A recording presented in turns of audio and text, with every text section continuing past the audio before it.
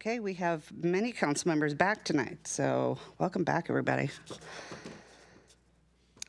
Okay, pursuant to the Governor's Emergency Proclamation 20-25, the city is unable to provide an in-person location for the public to listen to the virtual city council meeting this evening. Meetings are still accessible to the public and public comment is able to be submitted. To view live, the city website, www.sammamish.us/TV21. City YouTube and Comcast Channel 21 within Sammamish only. To view later, the meeting videos are available the day after the meeting at the city website, www.sammamish.us/TV21 on YouTube and Comcast Channel 21 within Sammamish only. First up, we've got the Pledge of Allegiance. Councilmember Gamblin, why don't you help us with that?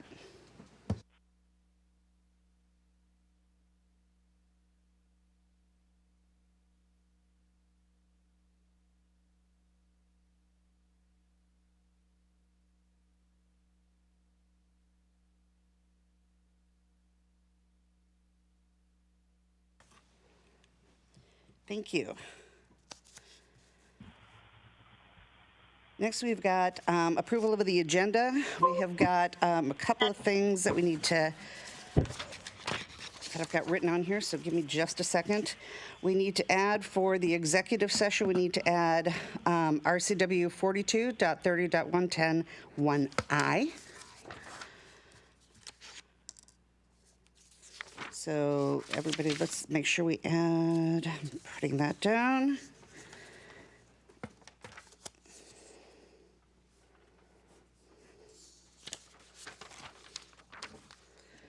Okay, and I have nothing else. So with that, I'm looking for approval of the agenda. Mayor, we also need to add F to the RCWs for executive session, and I'm trying to pull up the RCW. Okay, is that 42.31.10(1F)? Yep.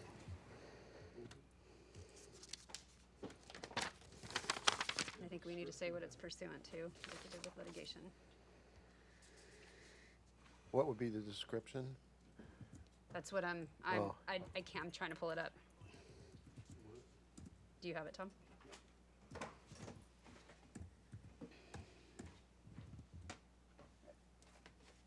There you go, Karen.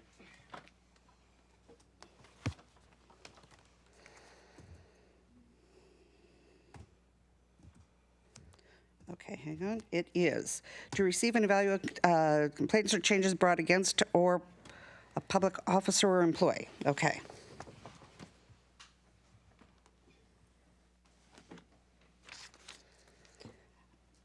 Okay, so adding that on, I am now looking for approval of agenda. So moved. So moved. Okay, I have a, yeah, Second. second. I have a first and a second. Any discussion? Question, when would that?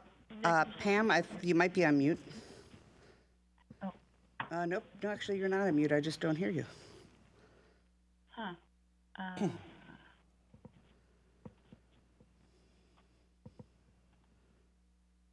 Pam, is your mic on at home? I'm trying. Can you hear me now? Oh, barely. Quiet. Oh. When would that executive session be? Is that at the beginning, the end, the middle of the meeting? It appears to be, the executive session appears to be at the beginning. I would move that we move the executive session to the end so that we can receive public comment and have our discussions in the public for people and not make them wait. It is after public comment? I would still move that we put it at the end of the meeting.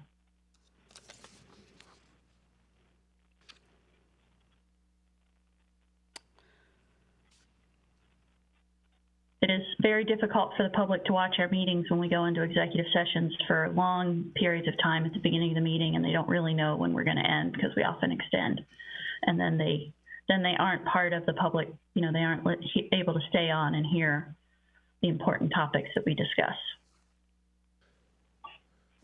I'll second that.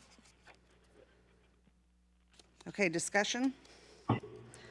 Okay, I'm going to comment that the only problem I see with that is that whenever we have the executive sessions at the very end, is that we always end up not finishing something. That's just my only comment. I would like to comment that I think transparency in government is critical, and again, making it more convenient for the public to be part of the conversation and hear that conversation is more important than our personal convenience.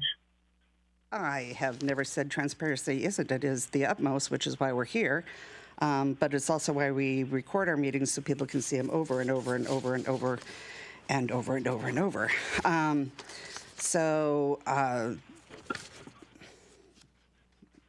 Any other comments? Okay. Oops. You can't have two on, is all I know. Does it work? Can you hear me? It should. Can you hear me? On now. Mike, can you hear her? Okay. I'm getting a feedback from my own device here, which is going to drive me out of this room into a Okay, different one. so, I do have a comment. yep, I see you right now, Deputy Under Mayor. normal circumstances, I would agree with Councilmember Stewart that it would be really important for us to conduct our business. I just think that some of the business at hand, I'd rather be dealing with it on a fresh mind rather than at the end of the night. And I do anticipate it being a long night, and I would go ahead and beg the forgiveness of our public for us taking a while to get to some of the issues tonight, but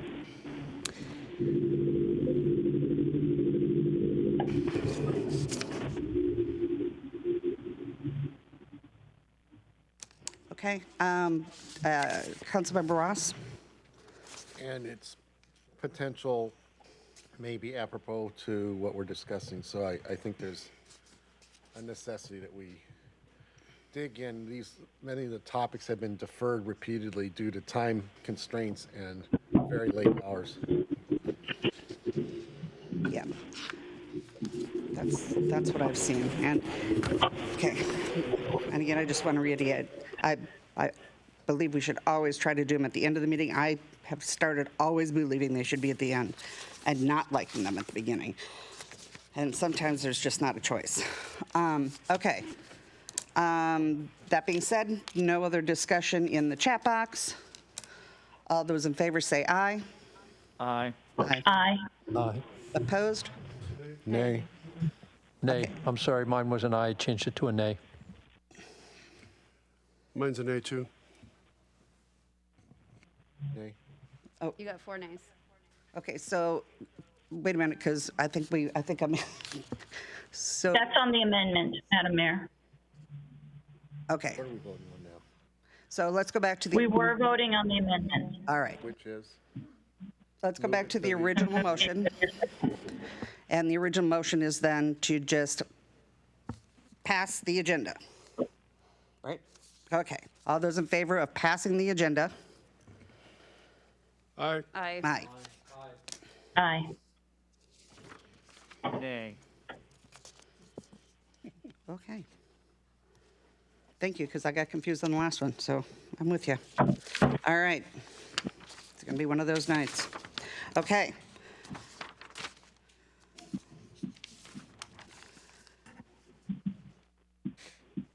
Okay, we're going to give our deputy mayor a moment because she is moving locations. Okay, next up, we have got introduction, and we don't get to meet this person in person, but we get to see him on the display here. Okay, is introduction of our new deputy city manager. And who is, Dave, are you? I'll take that. Yes, I'll take that. And trying to get my camera to work, but it won't matter. With great pleasure and a long search here, I'd like to introduce our new Deputy City Manager, Scott McCall. Scott comes to Sammamish with over 20 years of public service, mostly with cities. He's most recently worked on behalf of cities and the local on local and federal issues in his government relations practice. But he spent nearly 10 years with the city of Shoreline, assisting there as the government relations manager, and he's worked in Seattle with the Seattle City Council on their professional policy staff. He spent time down at the Capitol, and he's got a lot of experience. I think he'll be a very good complement to our team. A lot of the directors and some other personnel assisted with the interviews, and he put him through the gauntlet. So welcome aboard, Scott. We're glad to have you here. And here are our city council. All are present this evening. So welcome. Thank you very much, Dave. I appreciate it. I just want to say it's nice to virtually meet all of you. I look forward to being able to meet you in person. I had the opportunity to meet Councilmember Odell yesterday, which was fantastic. I look forward to seeing all the rest of you in person, and I'm excited to be part of the team. Thank you. And we'll get some appointments set up for all of you very soon. Welcome aboard. Thank you, Mayor. Yes, let me second that. Okay, the next up, we've got emergency management. So, Andrew, do you have a report for us? Yes, good evening, Mayor, Council, City Managers. My name is Andrew Stevens. I'm the Emergency Manager for Eastside Fire and Rescue. I want to talk briefly on COVID-19, and we're seeing some light at the end of the tunnel. It's been a very productive, month, so to speak. But real quick, I want to acknowledge the people of Sammamish. If you're looking at vaccine rates and those who are 16 and over who have started their series of COVID-19 vaccine, I say started because both Moderna and Pfizer are a 2-dose series. Sammamish was the first, or a zip code within Sammamish was the first zip code in King County to reach over 90%. That is a massive accomplishment. Right now, 98074 Northern Sammamish is sitting at 90.6% started their vaccine series, and Southern Sammamish is 98075 is at 91.2% vaccinated, and the southern tip, which encompasses some of Klahani and some of Issaquah, is sitting at 82.9%. And those that have completed their series are averaging in the mid 60%. So that is a massive milestone, and I think the only other city in King County which has reached those numbers is Mercer Island. So it says a lot to our populations, their compliance, and I think their sheer will to get this pandemic over with. So congratulations all. Also, today was a great milestone at the Lake Sammamish site, vaccine site with the Snoqualmie Tribe Vaccine Partnership. We distributed our 10,000th dose at that site today. So in combined with those 10,000 doses, another 6,750 that we distributed over at the Snoqualmie Casino, and another 1,000 through our mobile vaccination teams. That brings our total up to 17,750 doses, with another 5,400 doses booked out for the next several weeks to come. We are at this time only administering second doses, as we have seen a broad decline in populations, and I think that's largely due to simply because our numbers are where they are, those 90% numbers. We've continued outreach with human services organizations, with the cities, through all the members of the partnership to reach vulnerable populations. We're continuing that outreach. We're working together. But I think what that is showing is just an overall broad mission accomplishment. And while there's been great news with the approval of Pfizer being used for being able to be used at 12 to 15-year-olds, we are not administering Pfizer. We haven't had a large push to do so simply because the greater public health infrastructure that is existing at this time through pharmacies, through hospitals, and through King County Public Health partnered sites are standing up to meet that need. I took my son in the other day for a vaccine. There's walk-up appointments. You can basically get an appointment anywhere you need. And I think the analogy to use in this situation is in a disaster where we are not maybe handing out vaccine but we're handing out food and water instead, we would shut down that site as soon as the Safeways or the QFCs were able to reopen those doors. We're not trying to replace the public health infrastructure, but we were there to support it when it was at a breaking point and was strained. And we had that opportunity, and we were able to deliver vaccine to our population. So largely, much success on that regard. So getting children vaccinated obviously is the next greatest step. So I urge parents who have individuals who are 12 to 15 or 12 to 18 to obtain the Pfizer vaccine. It's another step towards herd immunity, and it really will protect children in the long run. Another big announcement last week was the CDC's loosening of mask restrictions for fully vaccinated people.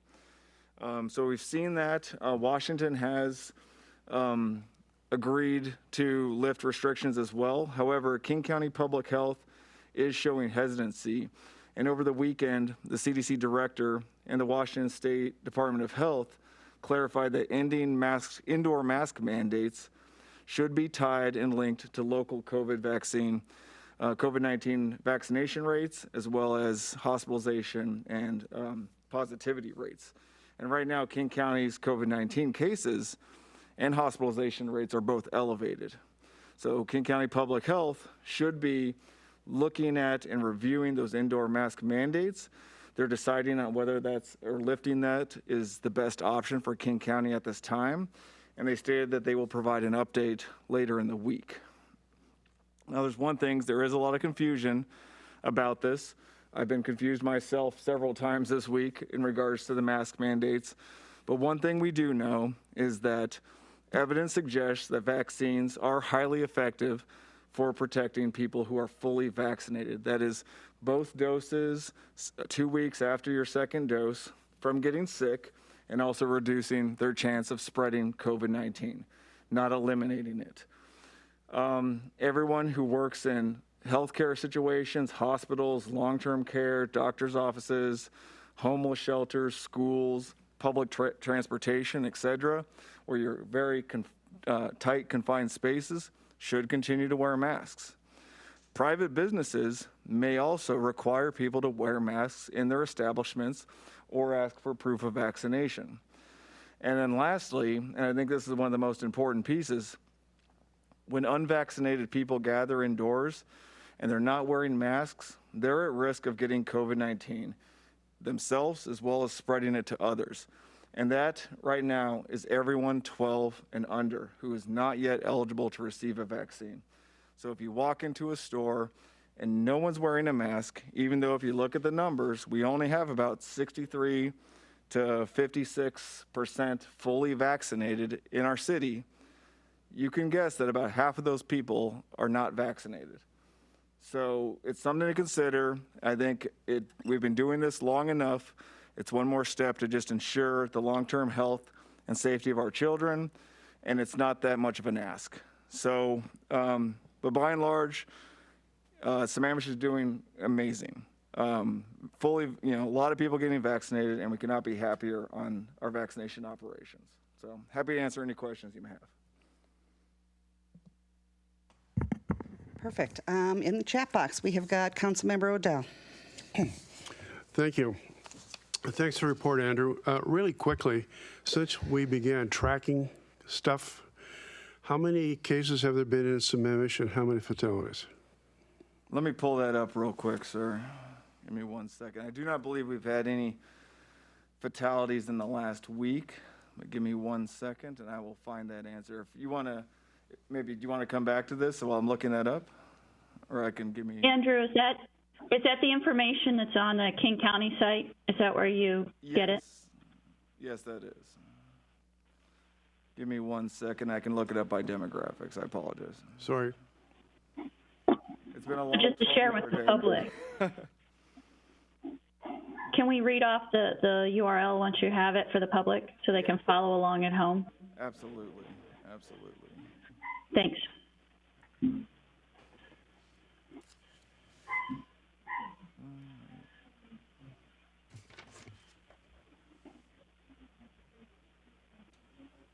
Apparently my internet is slow today as well. All right, going down to Sammamish. You want Sammamish or King County, sir? Sammamish. Sammamish has had 1,371 positive cases, and that's one new since yesterday. So that people are still getting COVID every day, for the most part. We've had 50 hospitalizations and 14 casualties. Thank you. The website is kingcounty.gov, and it's a longer one, but if you type in King County daily COVID-19 dashboards, it will take you to a variety of dashboards, including vaccination rates, breakdowns by demographics, as well as vaccination and case rates throughout the whole county or by city. Thank you. Okay, do we have any other questions for Andrew?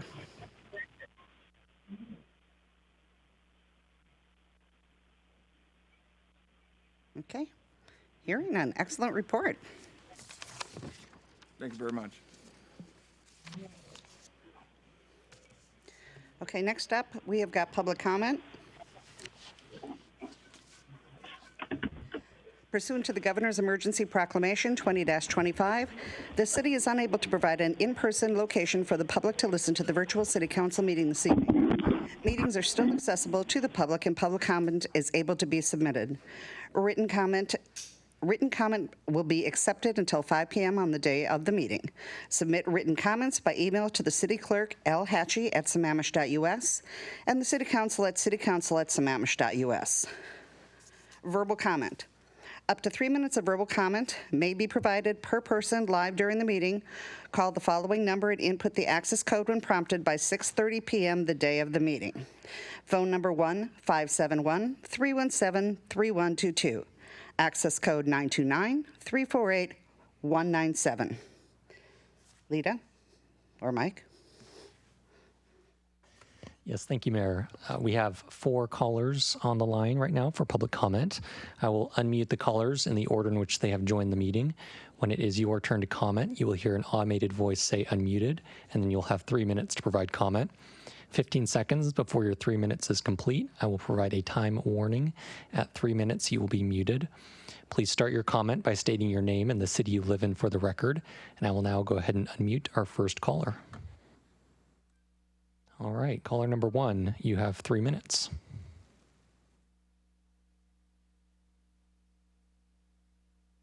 Hello, caller number 1, can you hear us?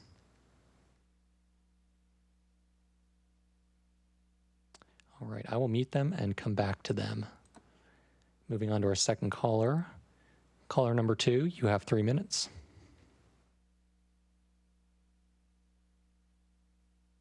Is this for me? That is for you. Okay, thank you.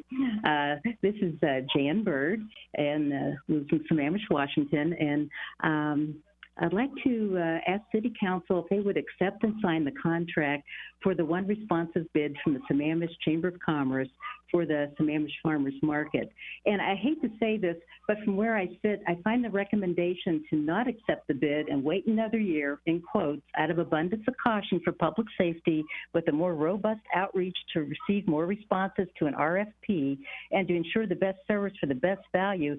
It almost sounds like it's a smokescreen to cover. I know there's a feud between council and the Chamber of Commerce regarding their support of the town center. Now, last year, most cities did continue to have their farmers markets. They did modifications. I don't think there was any indication they led to an outbreak of infection. The chamber also held one outside the city, which I went to several times. There were COVID questions asked as you entered. folks had masks on. Booths had distance between them. There were no extras like music or activities that would draw a crowd. I think we had to wash our hands. I think they took our temperature. It seemed safer than being indoors at Trader Joe's or Safeway.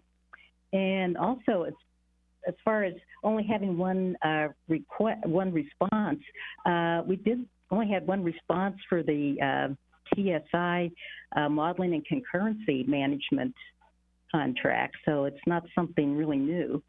I think the Sammamish Chamber of Commerce meets the qualifications. They have a long history providing a great farmers market experience. And who else has the contacts of so many farmers and vendors?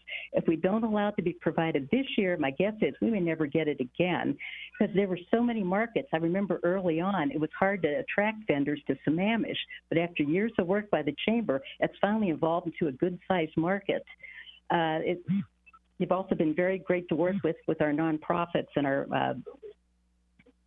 our education booth. So I strongly urge you to sign the contract, do something to help create the sense of community and not divide it. Just because a group has a difference of opinion on other issues, it's not a reason to ban them from running the market. Even your 2020 City Council retreat facilitator suggested you improve your relationship with the Chamber of Commerce, and this would be a really good step in the right direction. So thank you for listening to me.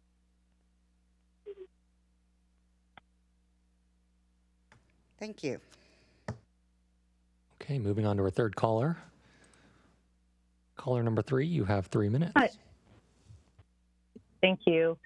My name is Dawn Sanders, and I reside at 2128 221st Place, Northeast Sammamish. Thank you so much for giving me the opportunity to speak with you tonight about the Sammamish Farmers Market. Although I am here tonight representing the Sammamish Chamber of Commerce, I'm here first as a community member, a longtime volunteer, a parent, neighbor, former city staff member, and like all of you, someone who cares about Sammamish and the people who live here, the community. It was the community who built the Sammamish Commons. It was the community's tax dollars that helped to pay for this beautiful area, which is the hub of our city. And tonight, with your vote, you have the opportunity to bring back joy to the community by voting yes on the RFP for the Sammamish Chamber to manage this year's market, as they have done for the last 12 or 13 years. As an elected official, you are here to serve this community. The people, the Sammamish community, want the market. I assume you have been to the market in this beautiful location run by the Chamber and have observed how successful it was. I'm asking you to please give the community what they want. If the council is uncomfortable paying the consultant fee to the Sammamish Chamber, a Sammamish business has offered to help by sponsoring the market, and the chamber will run it without financial support from the city. Although we would still need the council to agree to allow us to use the space and minimal support of staff when necessary. This business is not a developer, but a retail business who also values community. So let me repeat, if the council is uncomfortable paying the contract fee to the chamber, we can still move forward without the $10,000 to allow this event for the community. And then we, and by this we, I mean the chamber and the city council, we can take the next 9 or so months to repair a relationship or allow the city more time to find another partner for next year. But for this year, we can have a market. Tonight, you can mend the bridges, which have almost been destroyed. You have the ability to provide a space and a reason for the community to gather. With your vote, you can change our community from a no-event city to a city with a safe gathering space for a safe event. There was a breach between the City Council and the Sammamish Chamber of Commerce, but this is no reason to not allow the Chamber to continue in this role. As a personal development coach whose job is to help work through conflict, I would be more than happy to help heal that breach in whatever way possible. 15 seconds. But we can't do it without trying. But the council, be the council that heals this. Let's talk and let's work together and let's reclaim our community space. Thank you so much.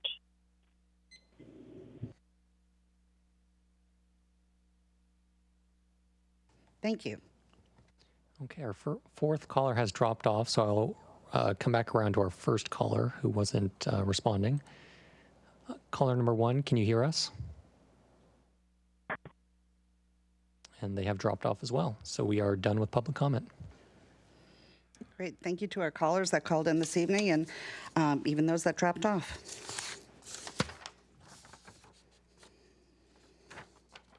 Okay, next up, we do have our executive session, and it is in review of performance of a public employee pursuant to RCW 42.3011G and potential land acquisition pursuant to RCW 42.301101B and litigation pursuant to RCW 42.301101I. And going back to my first page, it was RCW 42.301101F. And I am, let's see, we certainly didn't give it enough time. So I think we'd better start with an hour. Okay, I think we'd better start with an hour. It is 7:05 now. You know what, I'm going to say we plan on being back at 8:15. Hey, Madam Mayor. Yes. Just for the public record for public comment, I did want to share with the community that I lost count after 70, but we've received over 70 email messages for public comment, also asking us to approve the farmers market, and the vast majority of those asking us specifically to allow the chamber to do so. Yeah, you know what, we're going to talk make about sure that's that on the later. record for public We comment. got a number of emails for. We'll talk about that later because we also had other people that were going to respond to the RFP. So we have a lot to talk about later. Okay, so we are off to the executive session. See everybody on the other side.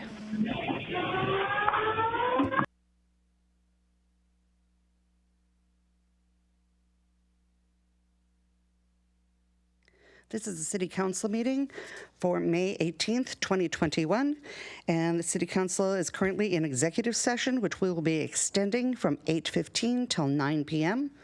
Again, executive session will be extended from 8:15 till 9 p.m. Thank you.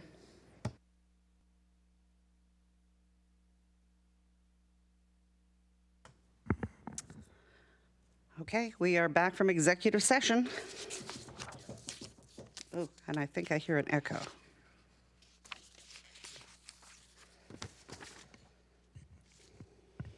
And we are going to continue on. Madam Mayor, Yes. I have a motion to make. Okay. I move that the City Council authorize the hiring of outside legal counsel for the purpose of conducting an investigation into a city employee. Second. Okay, we have a motion on the floor. Any discussion? Just briefly, it's unfortunate that this has to be done. It's not the thing I really want to do, but in the interest of transparency and a few other things, I think it's in the best interest of the council that we do go ahead and secure outside legal counsel to advise us on this issue and conduct an investigation. Okay, any other comments? Councilmember Treen. Yeah, it seems a little hard for me to make a vote on something that I have no idea really why I would be voting on, that the council as a whole needs to seek legal counsel when I was excluded from, and so was Councilmember Gamblin, from executive session, which I'd be interested, even if if Lisa was around, if I could get some advice from legal counsel, as if you guys can even do that. Without being censured? Yeah, I wasn't censured unless I was going to say the irony. Yeah, I don't find it very funny. Sorry. Yeah, I didn't either, Councilmember. Yeah, I agree. I mean, it's a good question. Legal, are you online? Yes, I am. Councilmember Treen has a question for you. So Lisa, the question is, can the council ask us to leave executive session? Is there a reason, for a legal reason that they could remove us? I'm not sure what this particular council's reasons are. I do know it's a council body decision as to who is in and who is not in executive session. This is the same advice I provided for Councilmember Stewart's attendance, and that has not changed. So it's your decision as the council body who to invite. Thank you. And so my advice, I guess, Ken, would be to vote for you and to vote as you feel appropriate given the circumstances. Thank you. Okay. Thank you, Madam Mayor. Thank you. That's Is there any other comments? Because hearing that, then I will have to vote no on this because there was no vote taken to do such a thing. So all of the council would have had to have voted to have not had you in there, and all the council should have been voting on this.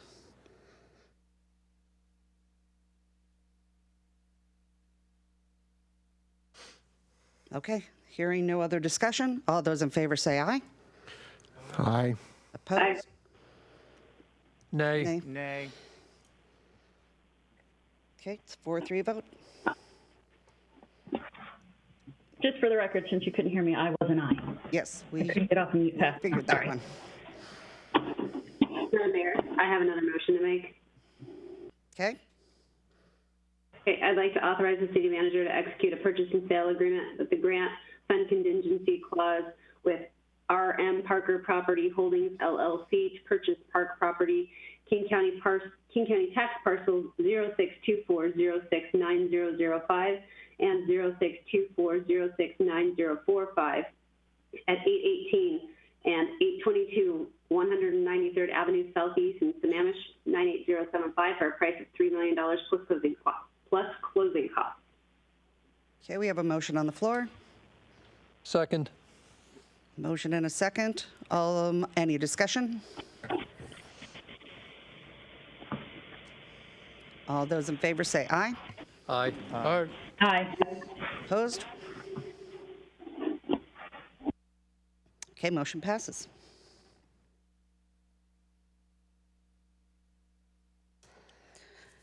Okay, next up we have got the consent calendar. Move to approve. Okay, a motion to approve the consent calendar. Second. Do I have a second? Second. Any discussion?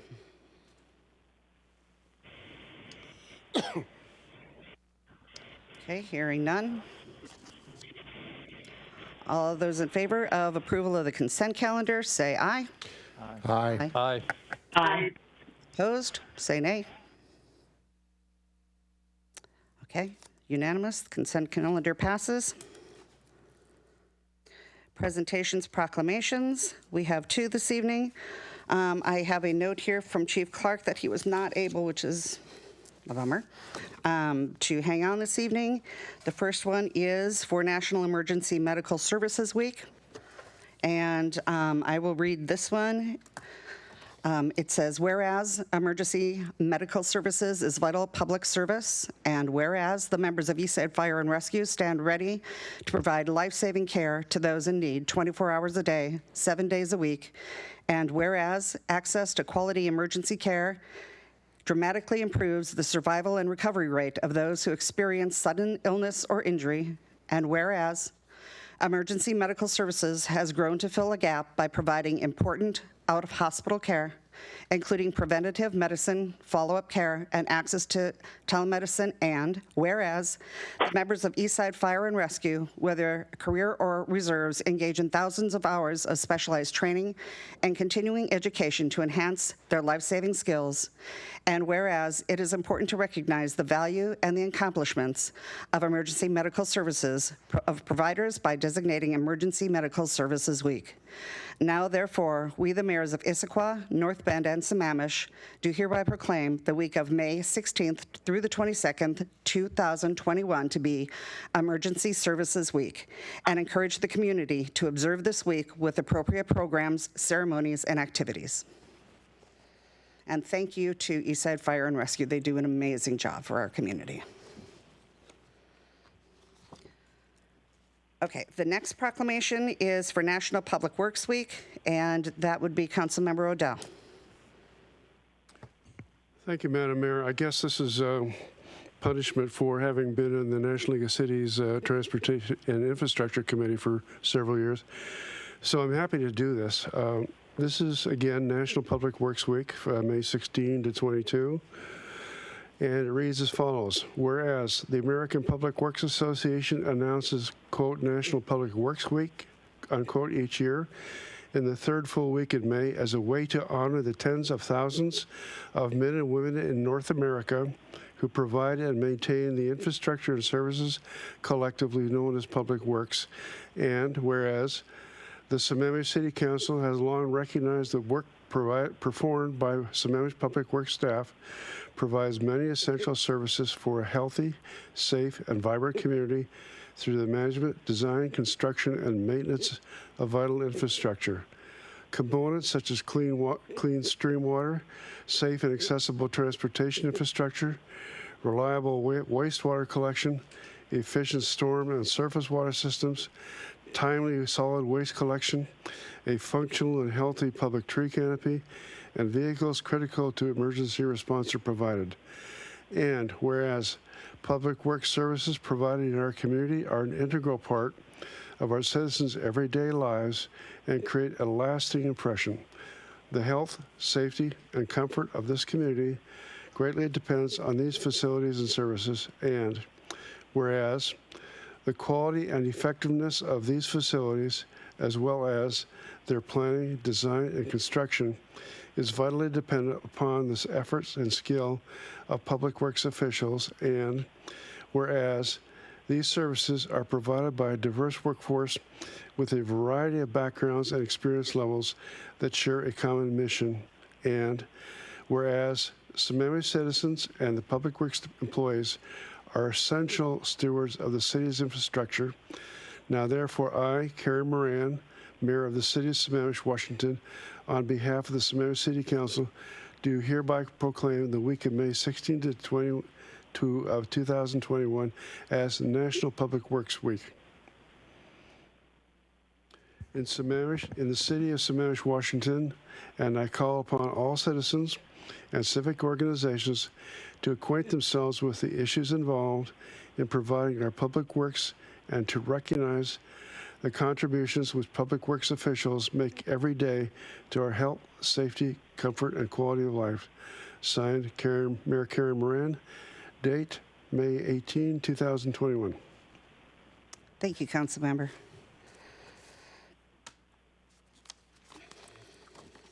Okay, we're just getting right back on track here. Okay, next up is unfinished business. And it is our overview of balanced land and mobility. And who do we have who is on this tonight? Oh, that is Jeff. Thank you, Mayor. Mayor, Deputy Mayor, Council Member, City Manager. Tonight we'll be giving you an update on the Balanced Land Use and Mobility Analysis, EIS. Presenters will be Doug McIntyre and Lindsay Osbolt. For Q&A, we'll have myself, Victor Sailman, and others available for questions and answers. Throughout this period, Lisa Marshall, our city attorney, will be acting as facilitator. And to kick this off, Lisa, I'll turn it over to you. Thank you, Jeff. First, I'd like to make a few introductory remarks regarding what this presentation is and what this presentation is not. This presentation is intended to address a delay in the schedule for completing the Balanced Land Use and Mobility Analysis, or BLUMA, the EIS, which evaluates potential environmental volume over capacity as a method of measuring concurrency at corridors and segments. The Council and the public have shown a great deal of interest in the EIS process, and we'd like to provide a high-level overview of the EIS process and why it's taking so long. The presentation is not intended to be a presentation of assumptions within the EIS or a discussion of the assumptions and alternatives within the EIS. The foregoing is not part of this presentation for three fundamental reasons. First, we're not done with it yet. The EIS is work in progress. In a few weeks, a preliminary draft EIS will issue, and staff will revise and fine-tune it. Afterward, in August, a draft environmental impact statement will issue. The draft EIS will be a public-facing document. The public will be invited to submit comments, and the city will be required to address every comment. Second, an EIS is an administrative process governed by the State Environmental Policy Act, RCW 4321C. Legally, SEPA is an administrative process and not a legislative process. Just as the legislative branch of government does not have a role in the processing and issuance of individual land use permits, the legislative branch does not have a role in the EIS process. Later, after the EIS process is complete, the legislative branch will make policy decisions based on the final document. Third, we know from reviewing pleadings filed in the gerund and STCA matters, both of which is in which the city is a defendant, that what we discuss here has been repeated back to us in the form of quotations by STCA and gerund, which have often been mischaracterized and are not taken out of context. So if our responses are at times vague, this is not an attempt to be uncooperative, but reflects the need for the administrative process to reach its completion prior to the public comment and policy decisions being made here. Thank you. And I'll turn it over to Lindsay and Doug.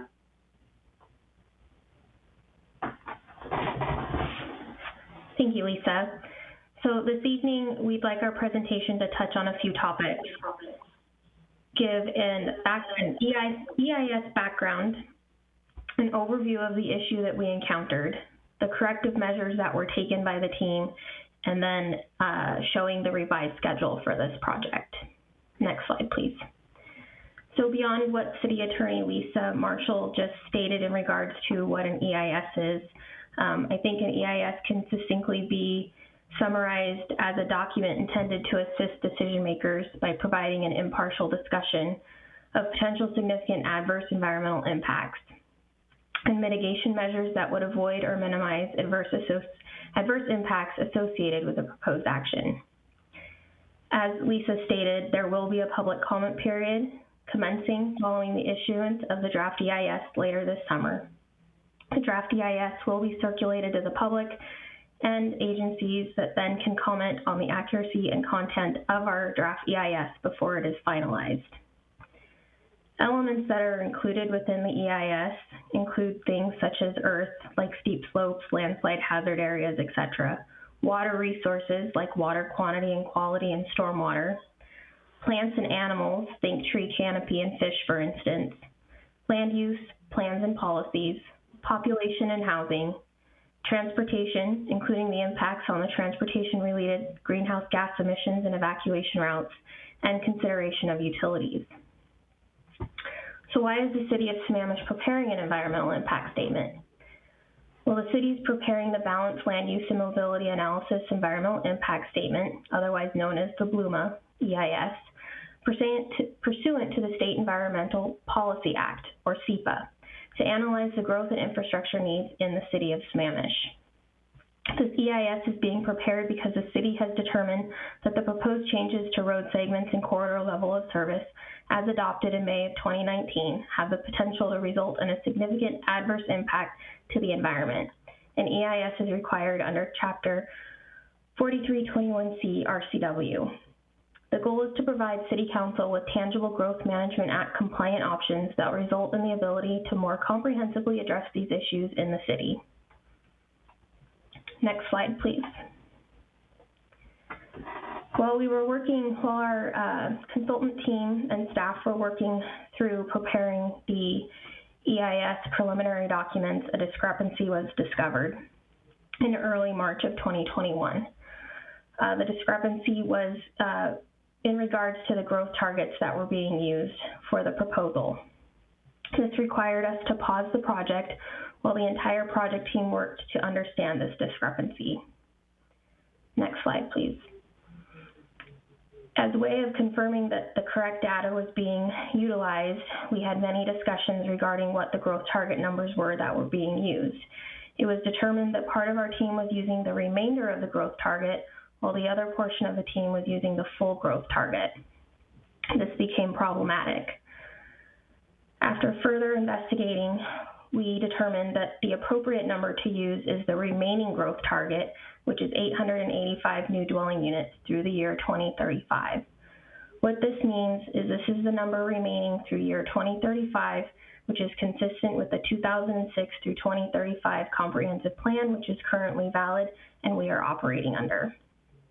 Although this may seem like a road bump, and it is, or a speed bump, EISs are complicated documents and they require a lot of work, and they, in my experience, have never gone smoothly all the way through.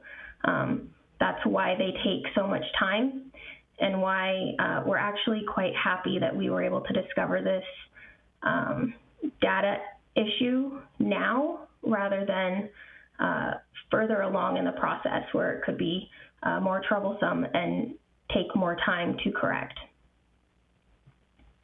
Next slide. So thank you, Lindsay. I'll take it from here. This is Doug McIntyre, the Transportation Planner in the Public Works Department. Good evening, Mayor Moran and members of the council. So in order to put into effect the updated growth numbers, the city's consultant team needed to first verify the inputs into the traffic model. That meant that we had to update the growth target numbers and make them consistent with the rest of the EIS analysis. That allowed us to verify the results of the traffic model. The consultant team is now currently reviewing and updating the EIS documents, taking in the new modeling that was corrected with the new growth numbers. And as Lindsay mentioned earlier, this has resulted in a need to update the schedule so that we could accommodate these data corrections, the updated traffic modeling, and then the further EIS work, including analysis and updating of the draft work that has already been done. The schedule also now includes a little bit of additional time for legal holidays, as the schedule has extended past the end of the year, so Thanksgiving, Christmas, and New Year. This slide is kind of a stepwise graphic to show you exactly where we've been and where we're heading. So most of this schedule graphic is actually about where we've been, and then the final three arrows on the bottom row are where we're headed. So as council is aware, this project was initiated back in April of 2020, following the Growth Management Hearings Board final decision and order. We last went to council on December 15th of 2020 with a contract amendment for the city's consultant team. That was actually the last time that the city council has had a formal presentation on this topic. And then earlier this year in February 22nd, we issued a revised scoping notice, and that included the updated alternatives for the EIS analysis. So we're kind of in between those two arrows right there on the bottom row between February and August. So August 26, 2021 is our new target date for the issuance of the draft EIS. And between those two milestone dates, as you'll see in the brackets, there's quite a bit of work that's going on. We are, again, refining the data, updating the data. The city's consultant team is, as I mentioned, working on drafting the EIS. And once they get a preliminary draft of that draft EIS, city staff will then review, and we'll go through several rounds of edits to ensure that it's appropriate for issuance to the public. Once the draft EIS is issued to the public in August, that will commence a public comment period, which is slated to end in late September, specifically September 27th. Once that comment period ends, that actually kickstarts the final EIS development process, in which the city and the consultant team will review all comments received, respond in detail to all of them, update any EIS analysis that we need to, if necessary, and then go through final rounds of edits internally prior to issuance of the final EIS, which is now slated for early March of 2022. On the schedule, we're showing March 3rd, 2022. So this is, again, the updated schedule, and for transparency purposes, we want to show what the schedule had been. So council has seen this slide and the next slide in the council presentation on December 15th of 2020. Many of these dates are similar to what I showed in the previous slide, including the Growth Management Hearings Board final decision and order issuance date of April 20th, 2020. This schedule in front of you shows some of those milestones that we hit in the process already.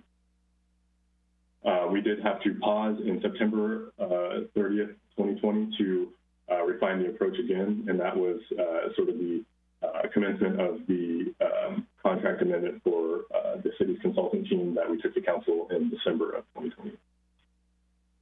This secondary slide is kind of taking it through to what we had planned. And so you'll see on this slide that the draft EIS was planned to be issued in May 13th, with a final EIS issued in October of this year. With the new schedule, we're looking at approximately a 5-month delay. And again, that includes time necessary to refine the data, refine the analysis, do additional traffic modeling, and accommodates additional legal holidays. So that's the presentation slides we have for you tonight. And with that, we will open it up to question and answer. Thank you very much. Okay, first up, we have got Councilmember Odell. Thank you. In your timeline along here, is there specific places where council will get a shot at seeing what this thing looks like? Or do we have to wait till the end?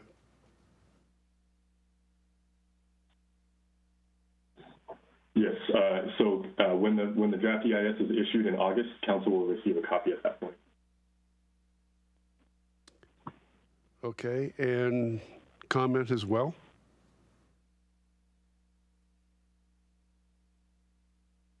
Lisa, you want to handle that question? Sure. I have been involved in EISs where council has commented.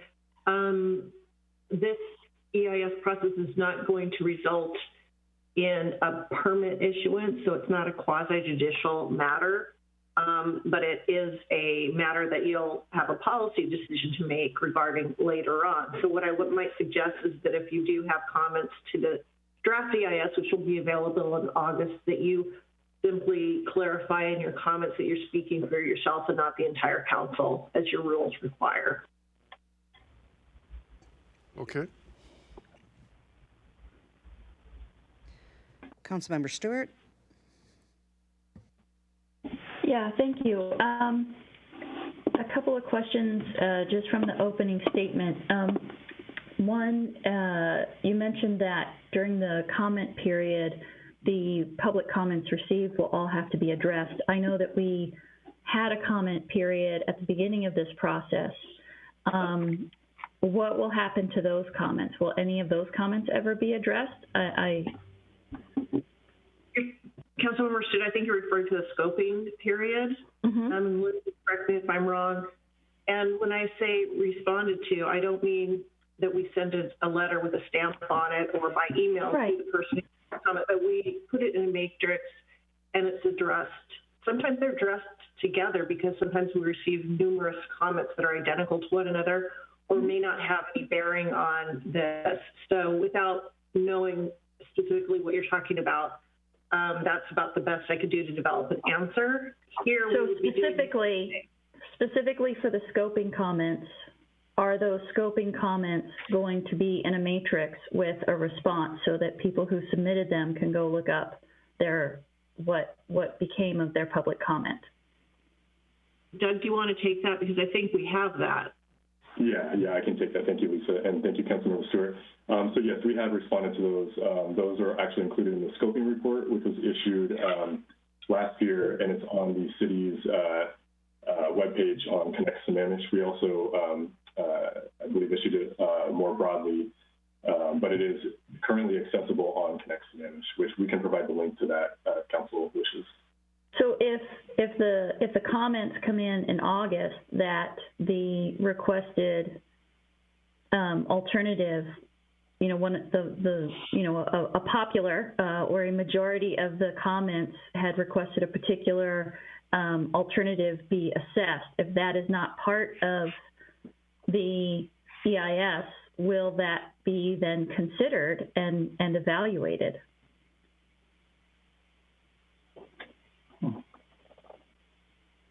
Lisa, did you want to weigh in on that? I can't really answer that, Councilmember Stewart, because I don't know what, I mean, ultimately, if a number of citizens write in that they want, you know, a theme park or an amusement park in Sammamish, and that's not going to be considered because it's not a viable alternative, then we're not going to put that among the alternatives we're considering in our EIS. So without knowing any more than that, I can't really provide you. Maybe if I quantify the response, if a very reasonable alternative, like a balanced, an actual, you know, optimized land use consideration, which was not, so we had a large proportion of those comments came in asking for a particular alternative. Those were not included in the scope. If we get a preponderance of comments, I'm just wondering, like, when people comment on it, I want to make sure that we're going to really take those to heart and potentially make changes to this to be what the community is asking for, or that truly gets addressed. Maybe I'll turn to Lindsay. And Lindsay, you've had a lot of experience with EIS. What do you do with comments that are made in your scoping process? And can you explain how those comments may or may not translate into an alternative? Yeah, so in my experience in other jurisdictions with the EISs, the comments that came in the scoping period were handled just as Doug has described, and summarized and given a response in a matrix style. They're included in the scoping report. They will be included as an appendix in the appendices with the EIS document itself. Additionally, then, as the public comment is open with the draft EIS itself, it really just comes down to it's a case-by-case scenario.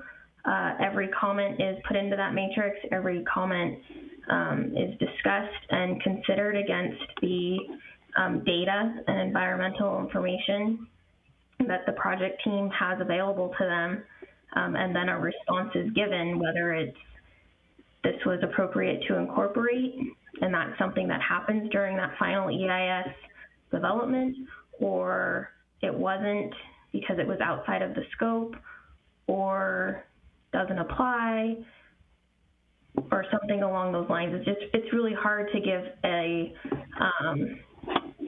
exact answer on what that looks like. I have seen where comments have come in during the draft EIS process and information was provided that could be validated and supported by the data and environmental work that had already been completed, and a little bit of additional that was needed, and it made its way into part of the alternatives in the final stage. Excellent. Okay. I just want to make sure that we, that we are being transparent and that we are being responsive. We actually got quite a number of comments for the scoping, which was really exciting to see. But there were a lot that were, asking for something that I'm not sure we're actually addressing that alternative in the EIS.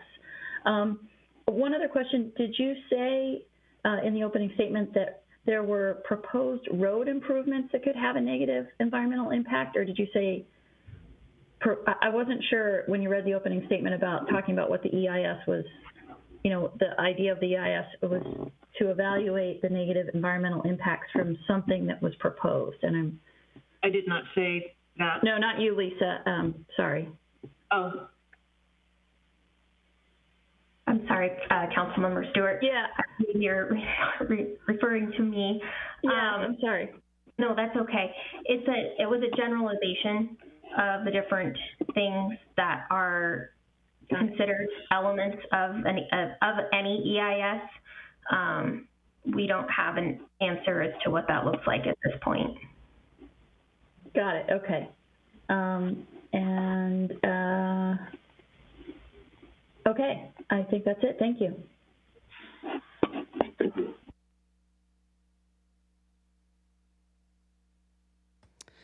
Councilmember Gamblin? I got my answers. Thank you. Okay, is there any other questions?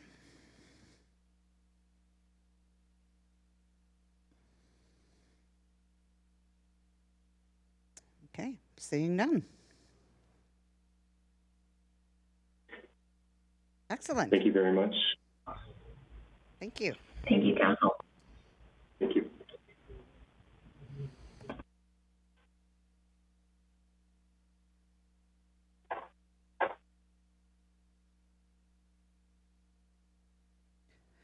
Okay, so it looks like we're on to new business. Community visioning and project scope of work. And who is covering that this evening?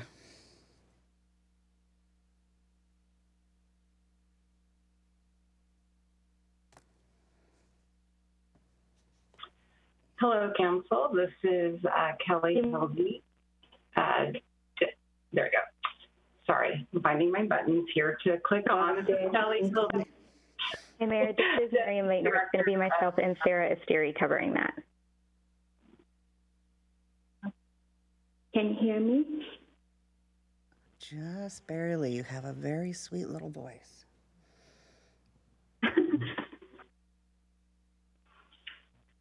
Good evening, City Council members. My name is Sarah Esteri, and joining me tonight, we have Miriam Leitner.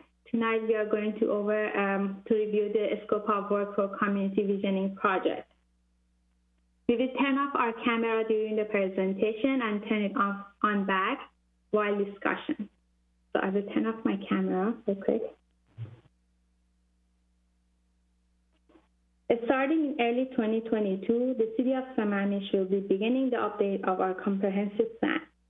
The vision statement is a foundational piece of this work as it describes the community values and provides direction for what Sammamish's future should look like. The project we are presenting to you tonight focuses on engaging the community to better understand their priorities and desires for the city so we can create a vision statement that reflects these things. Tonight we are going to review the scope of work of this project, which is part of draft RFP that you can see in exhibit number 1. We are really looking forward to hear your input because we want to ensure that the scope of work for this project reflects City Council's priority so we can find a consultant that's best suited for this work.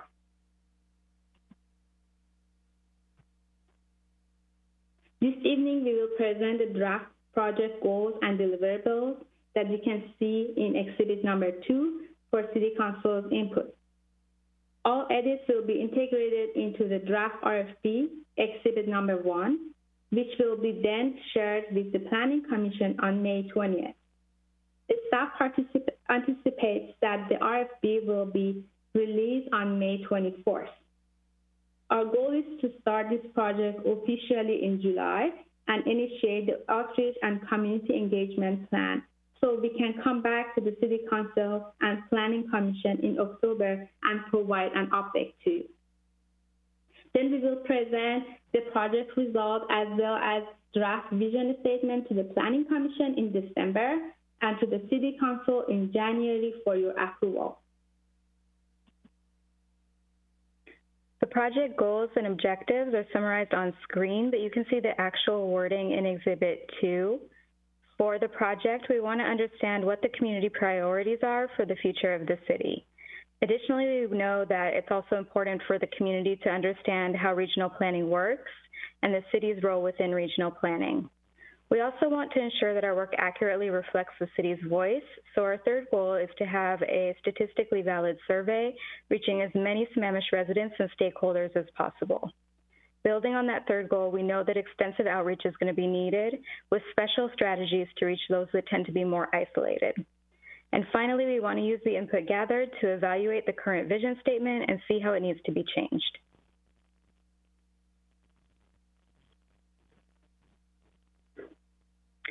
So this project has quite a few deliverables, which you can see detailed in Exhibit 2, and are also summarized on screen. One of the primary deliverables, as we mentioned earlier, is the statistically valid survey.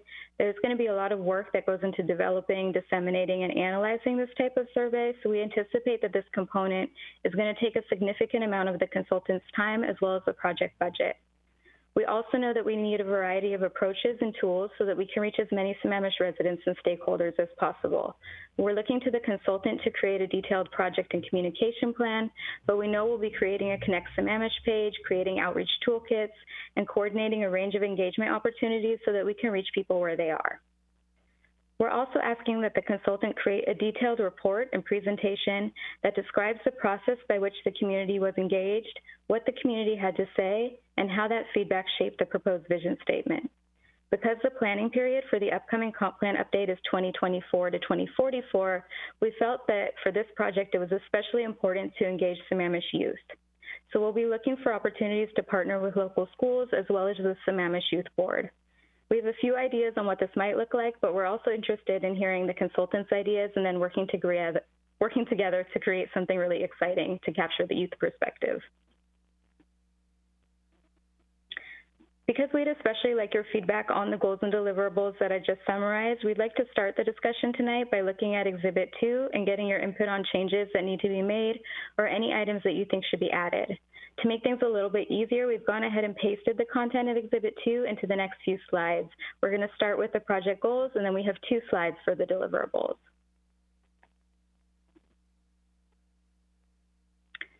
So on screen, you see the visioning goals from Exhibit 2, and we're going to open things up for comments and questions and conversation.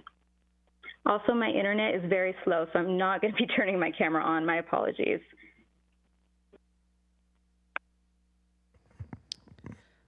Okay, I'm not seeing questions in the chat box. Councilor, do we have questions? Councilmember Stewart. Thank you. Sorry, I don't know why my mouse is giving me a hard time tonight. Yeah, thank you for this presentation.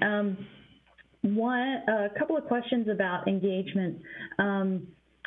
Is it possible for us to, send you some ideas on how to engage some of the youth? I love obviously the youth board, but there are also a number of really amazing youth groups at some of the high schools that would probably be really excited to learn more. So is that something we could send you guys some suggestions on? Absolutely, we would love that. We are open to any and all suggestions of engagement. Thank you. Awesome, that would be great. You talk about trying to help people understand the planning process. Will you be providing information like the draft countywide planning policies, which will certainly have a big influence on our comp plan going forward? Is that something that you'll share with residents as well? I think we'll definitely include it in the agenda bills as a resource, and I think we'll look to the consultant to kind of guide what and how to share that type of information, because we're hoping they have some expertise in that area. That would be one of the criteria we're looking for. Okay. And do you guys know who, it will be one of you that will be the project manager, right? It won't be the consultant, is that correct?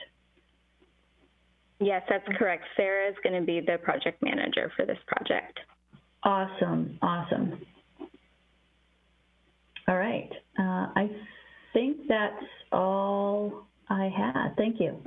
Thank you. Councilmember O'Dell. Thank you. I can remember one of the retreats I attended in my prior service was where the council actually was given a work assignment ahead of time, and that was to write down us individually what our plans, what our thoughts were on vision for the city. And all 7 of us came together at a hotel down in Tacoma where we did this thing. And it was amazing to me how similar we all felt. You could almost take everybody's input and condense it into one thought process down there, and we all came out with the same kind of thing. Now, this is a much more broad-reaching effort here, but I'm wondering what has changed that we need to redo the vision that existed 4 years ago.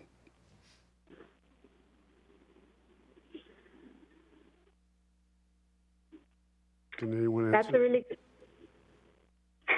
That's a good question. I know that this was something that council had wanted previously, and I believe that David and Kelly are on the call and probably have a deeper understanding. So David or Kelly, could one of you speak to that? Yes, this is Kelly Hilby, Deputy Director of Community Development. We did discuss this at the City Council retreat this last January. There was definitely a lot of interest from our City Council on this project. We were also directed to add the statistically valid survey to that scope of work, which we have included and you see presented to you tonight.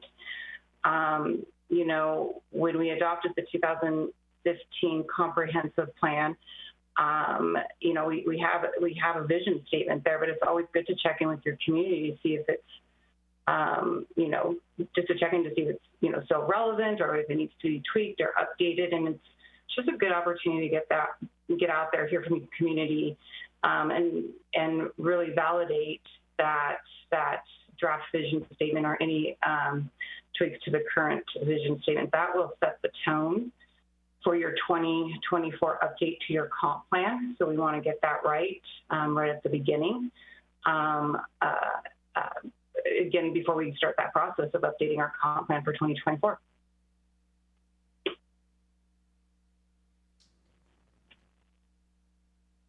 Okay.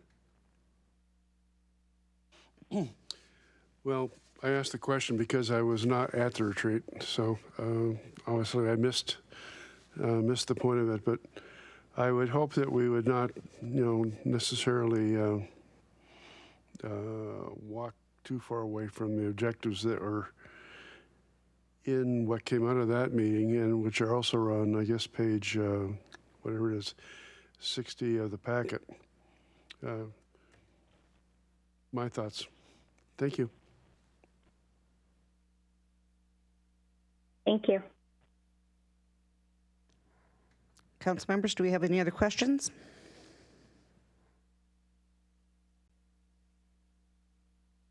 Okay. Thank you. Thank you. Thank you. So, Sarah, can you go ahead and just advance?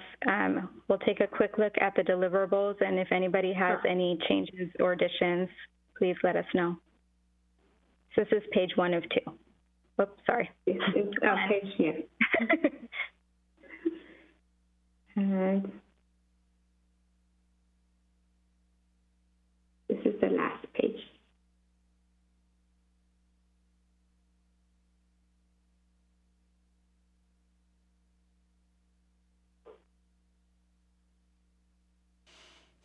Can we get this slide deck emailed to us?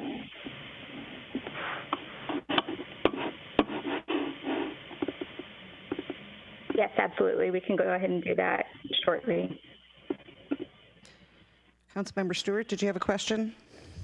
I did. I would just ask, as you guys are putting together your timeline for engaging with the community, to make sure that we have plenty of time, like an elapse of time. One of the things that just kind of occurred to me thinking about, when we're going to engage. I don't know about you guys, but we didn't take a vacation last year because of COVID. And so if things really do start to open back up, we may be on vacation more this summer than in prior summers. And that may be true of a lot of people. So I just want to make sure that given that we're in this transitional period as we go into the summer and fall, that I think it's so important. I mean, it's important to hear what the council has to say, but it's way more important that we hear what the community has to say on this. And I just want to make sure we have plenty of time for whatever we ask for and whatever information we put out there for it to really make its way through the community and information to come back. That would be my request. Sure, that makes sense. We can absolutely do that. Even if it takes a little longer, right? That makes sense, yeah. Okay. Thank you. Thank you. Great. Thank you so much for your feedback. We really appreciate it. Okay, thank you. Great presentation. Thank you. Thanks. Bye. Okay, next up we have got the response to city's request for proposals for the farmers market. And who's the lucky dog who gets to do this one? Oh, that would be me. Oh, you lucky dog. On Mike's PowerPoint, though, that I'm going to refer to, and while he's bringing that up, I will just introduce this topic by indicating that a couple of things. When we prepared this agenda bill for the packet, we were crossing paths, I believe, with Inslee's reopening of COVID restrictions. So COVID was still a factor when the agenda bill was written. It's not as much of a factor anymore for obvious reasons based on CDC guidance and Inslee's guidance. We do know, however, that the current mask wearing protocols, I believe, will remain in effect until June 30th. That said, things appear to be opening back up. So COVID is certainly not as much a factor as it was when we wrote this agenda bill. But more to the point, I think the agenda bill unfortunately caused more questions to be raised than they answered. So what we wanted to do with this presentation is to provide you with very specific, concrete information regarding our relationship with the farmers market under our contract with them and the reasons that we're recommending not awarding the contract to the chamber or the farmers market. So we issued the RFP to operate a farmers market April 8th of 2021, and responses were received on the 30th. We received only one response from the chamber, which operated the farmers market through and up to 2019. Next slide. So in evaluating the farmers market consultant, we do consider past performance of under contracts. And as I said, the farmers market has been operated by the chamber for several years. In this case, we started to request in April of 2020. So for the past 13 months, I've been requesting financial statements, including receipts, supporting the farmers market's profit and loss statements. And we have not received anything to date except a profit and loss statement that I will show you in a moment. So based on our inability to obtain accounts for the money that was provided to the farmers market by the city, in addition to monies paid by vendors and our contributions by other nonprofits or other parties, we're not recommending continuing to do business with them for the farmers market. We obviously only received one RFP, so what is stated in our agenda materials regarding wanting more to choose from is a true statement, but we did want to provide you the additional information that our contract has not complied with in the past regarding record keeping. Next slide, please. So the specific contract language we're relying on is that 18.1, that we are requiring, we have asked for statements, records, reports, data, and information. Specifically, that would lead us to some kind of a conclusion about how the money we provided was spent, how the receipts that support that, if applicable, and we received nothing other than the profit and loss statement. There, under our contract 18.5, the consultant shall maintain accounts and records, property, financial, and programmatic records, which sufficiently reflect and direct all direct and indirect costs of any nature expended and services performed, and maintain those records so we can see them if we ask for them, and that was not done here. Next slide, please. So this is the profit and loss statement I referred to. It's a table of the Sammamish contribution, $10,000, the vendor booth fee, and application fee, and expenses are listed underneath, but no receipts or anything evidencing where those expenditures were made, to whom they were made, any backup documentation. I mean, when you submit a credit card bill to your employer for reimbursement receipts are typically required, that would certainly be something we would expect would be available for us to look at here, and we were not able to. Next slide. So here is a list starting from 2007 of what we provided in the form of contribution to the farmers market. Most recently $10,000, but in some years has been higher. And again, it's certainly staff's opinion that when taxpayer money is provided to a consultant, that we should be able to demonstrate how those monies were spent, and we are not able to do that here. Next slide, please. So here, again, we've been asking for these records for over a year. We received a profit and loss statement. I was unable to put my hands on, but we do have an entry in our Springbrook software for one receipt for about $3,800 for quote unquote awnings, chairs, and signage. And that, I believe, was a 2019 receipt, but that's the only receipt we've received other than the profit and loss statement. So our recommendation is to continue to try to have a farmer's market, but we do need some accountability with our taxpayers, and I might add with the state auditor regarding how the contributions we are making are being spent. And I'd be happy to answer any questions.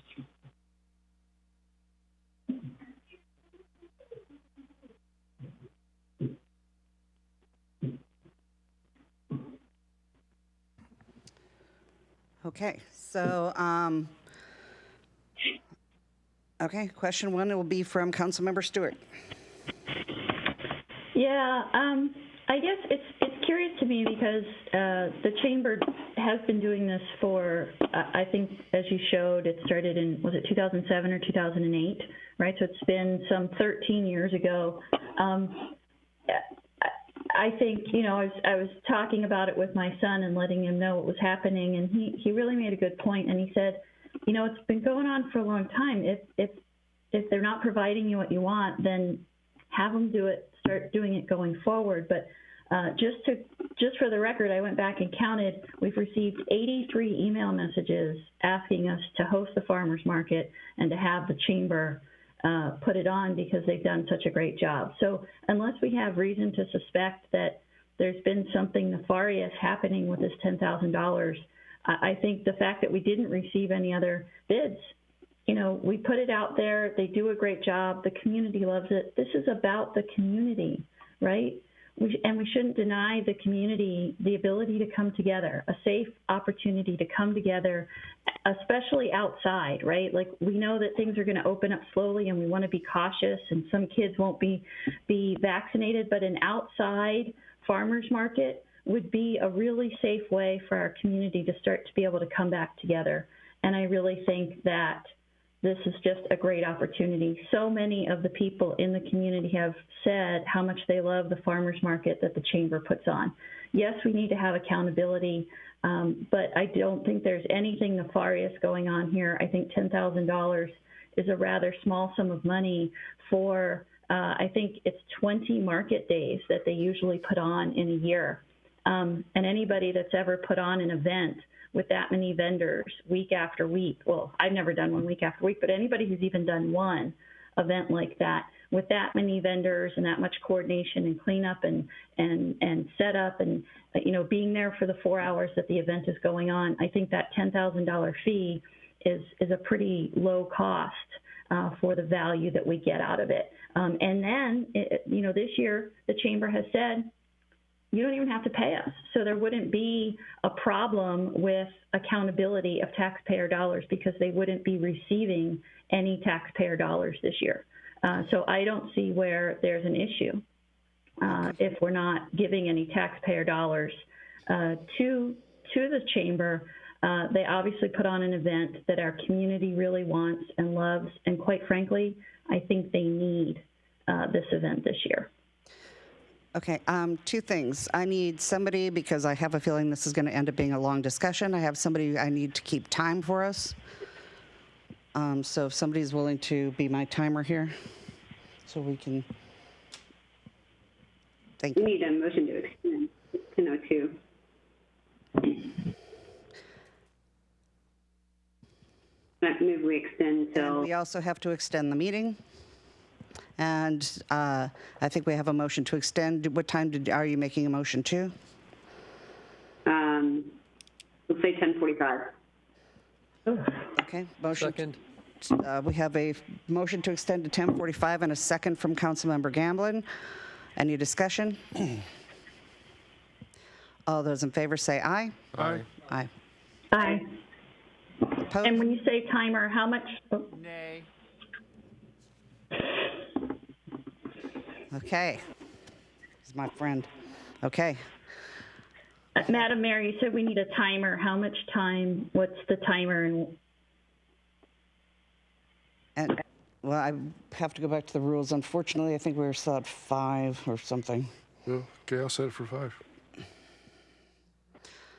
Okay. But, okay, so, So I firmly believe that unless we have a legitimate complaint and we want to file an official complaint against the chamber for doing something nefarious or mishandling of public funds, then I don't see that we have any reason not to provide this to the chamber this year. If we go back out and we try to find somebody new and get started later, it's not going to happen this year. Or if it does, it's going to be very late. And there's really I just don't see a good reason to do it. Again, it's about the community. It's about supporting our small businesses and our farms. The chamber has done an excellent job of supporting our local farmers. They did it last summer. They had to find a new location and they supported those farmers. I went to that farmers market and those vendors, they said that they really appreciated it. They were dependent on these farmers markets to keep their family businesses and their family farms going. And I really think that we need to support that again this year, especially given the year and a half that these businesses, these farms, and our neighbors and friends have had. So let's make it about community. Let's put whatever differences we have aside, whatever our personal feelings are aside, and let's come together and show the community that we're listening to them and that we care and that we're gonna join with our chamber and join with our small businesses and join with our local farmers, and we're gonna put this on starting hopefully in the first weekend in June, or the first week of June. Thank you. okay, so Lisa, can we put the facts out there so we don't have an emotional, I just want to get the facts out. We did have one person who tried to reach afterwards, but the RFP was already closed, so we didn't have just one person. Well, there are deadlines. Sorry, Mayor. I do know that there. Yeah, so we had somebody else who had reached out, but the RFP was already closed. So, so that leads to, the discussion of, do we open it back up? The other discussion is the monies and the legal. So I'm just trying to make sure that we hit all the actual topics. Who's next in my little box here? Okay, Councilmember Gamblin. Yeah, so something that needs to be brought to the forefront here, this is not about the council not wanting to have a farmer's market. We had a very specific contract with the chamber, an agreement on what they were supposed to do. When we requested that information, there's been nothing but stonewalling and incomplete information given. It's not that there was an attempt in good faith to come in and say, let me work with you on this. We asked multiple times to provide basic financial information that would be necessary to have an agreement and to have a functioning agreement with any organization. That was not provided. What was provided was something that looks like it came out of a high school accounting class. There were no details. There were no receipts. There were no credit card information. There was nothing that would provide documentation on where these monies were coming from, where they were going, and the ultimate outcome on that. So this was asked again and again and again throughout the course of over a year. Please provide us with this information. not only did we not the information, then we just started getting letters from an attorney saying, you're not going to get any other information. This is all you're getting. There was very clearly communicated that unless we get this information we need to make a decision on whether this makes financial sense for the city. Understand, these are tens of thousands of dollars in income that the city, we may want to discuss that the city is liable to explain to our residents where it's going. Where's all the money from the fees going? Where's the money from the sponsors going? Again, we don't have any documentation. We have a one-page that with no documentation on it. So after a year of non-response, we finally get something today. Well, that's not how contracts work. We can't award a new contract when a vendor has specifically refused to give us the information we need to review to determine, isn't this in the best interest of the city and our residents to renew it? So without that, our hands are tied. We have a fiduciary relationship or responsibility to our residents to make the best financial decision. Again, there's tens of thousands of dollars on the table here. We don't know where they are, where they're going, and how they're going to be managed. So that's the reason why there's a decision to not re-award a contract to someone who's either unable to provide us documentation that's required, which means the record keeping isn't there, which needs to be explained, or they don't want to provide us the details, and that needs to be explained. Either way, we can't be greeted with a silence for a year and then at the very last minute come running in and try to make this work. It doesn't work like that in the way I operate anyway. So that's why I'm not in favor of this.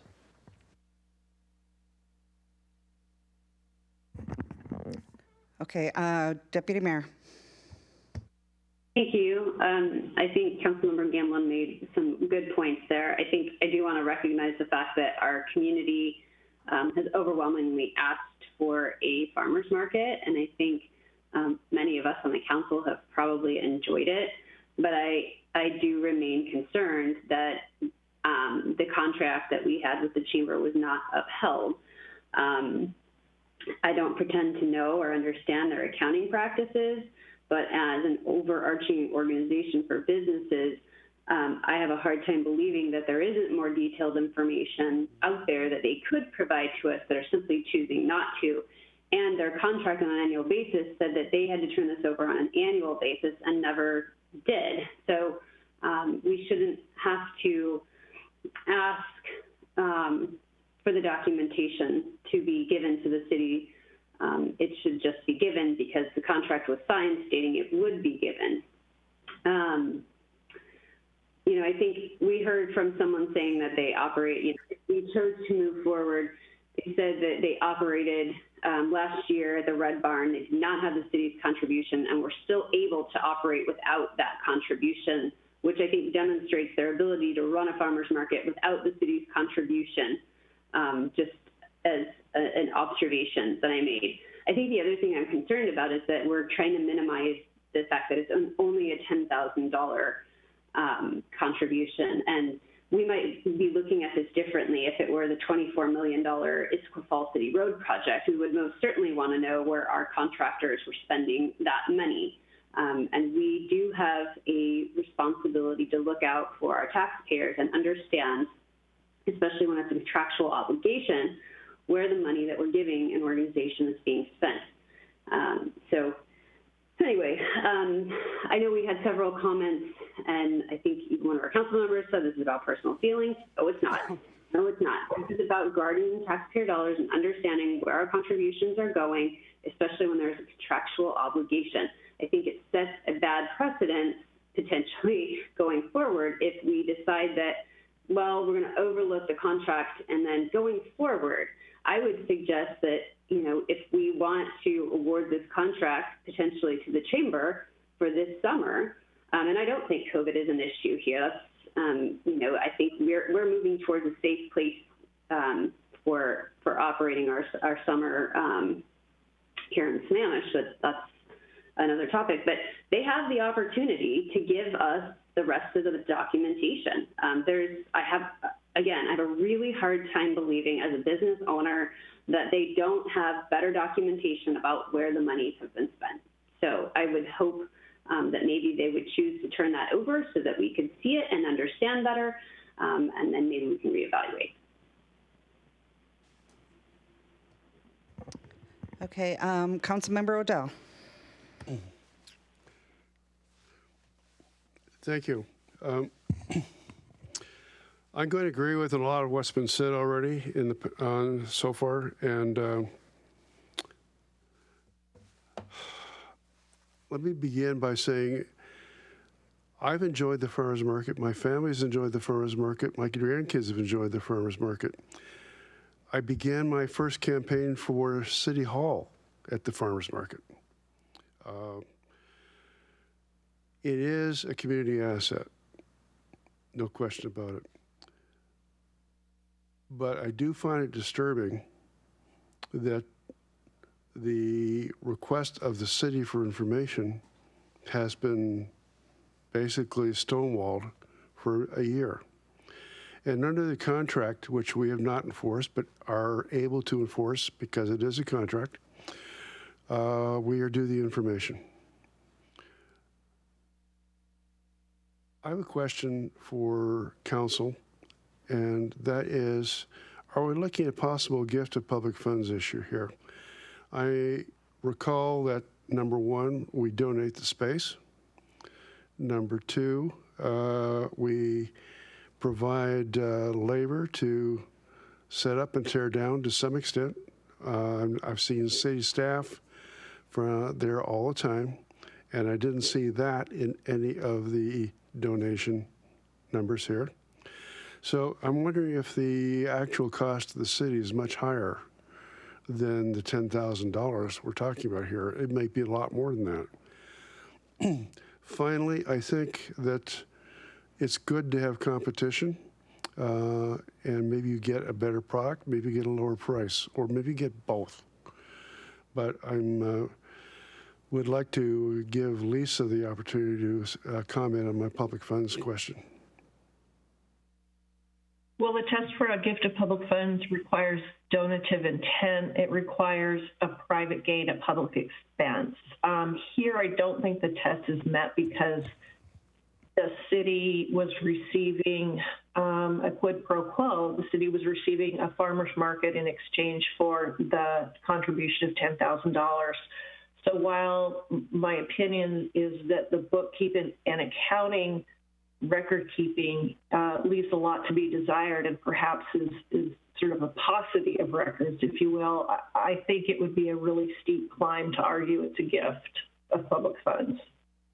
Okay. How about my question on city expenses of in-kind things like the tents, like the manpower to set up and tear down?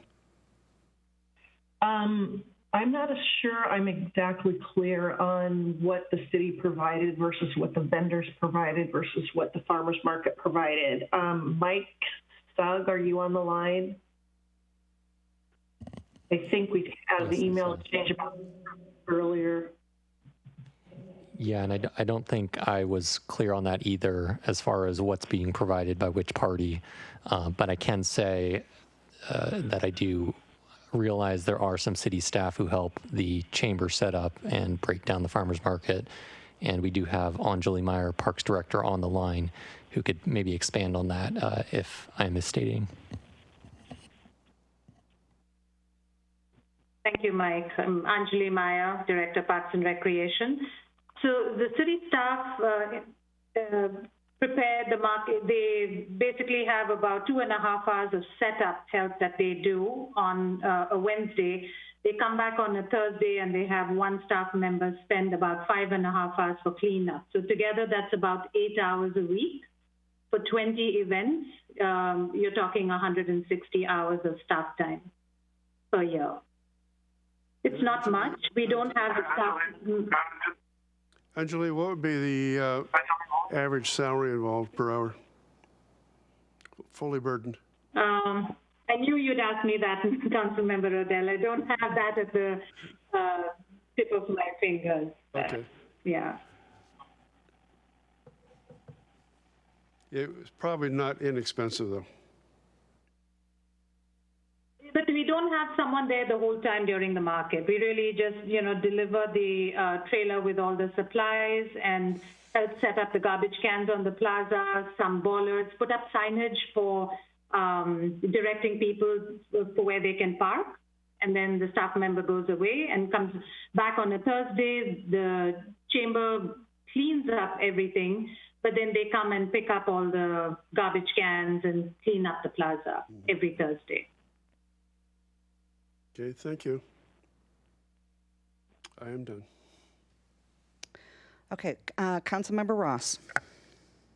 A couple things. Number one, I personally want a farmer's market, and the agenda bill said that we did not select the farmers because they were the only vendor. But if they were a qualified vendor, which they are not for the reasons articulated by Lisa, then it would have been an easy choice to move forward.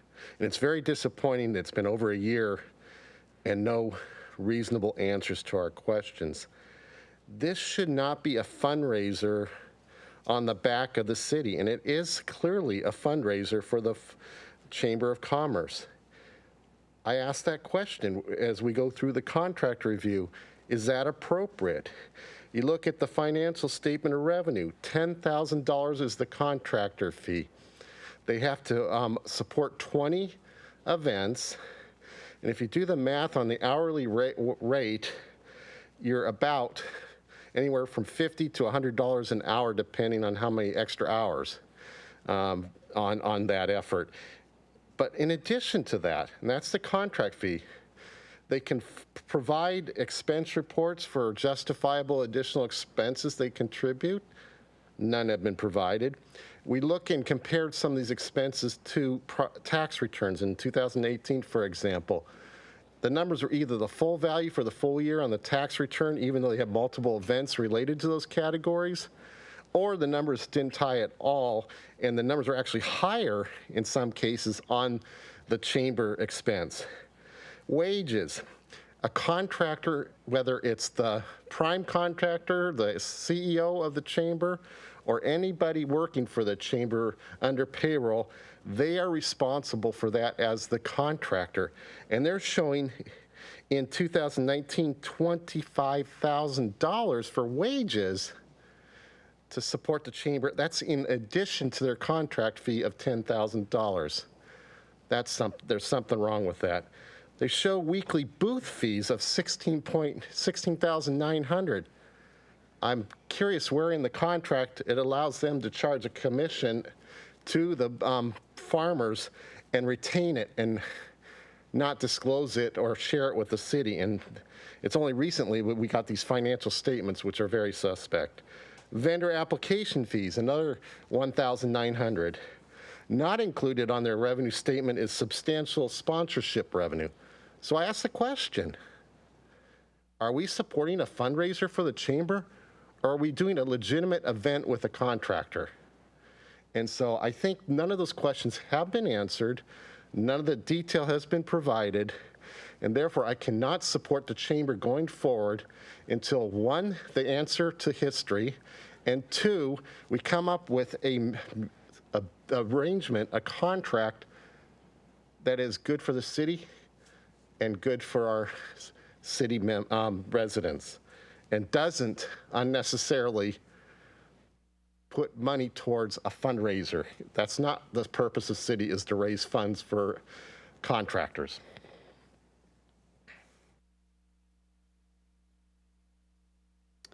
Okay, so I'm going to go through for people who haven't spoken in the first round yet. So Councilmember Treen, did you want to speak?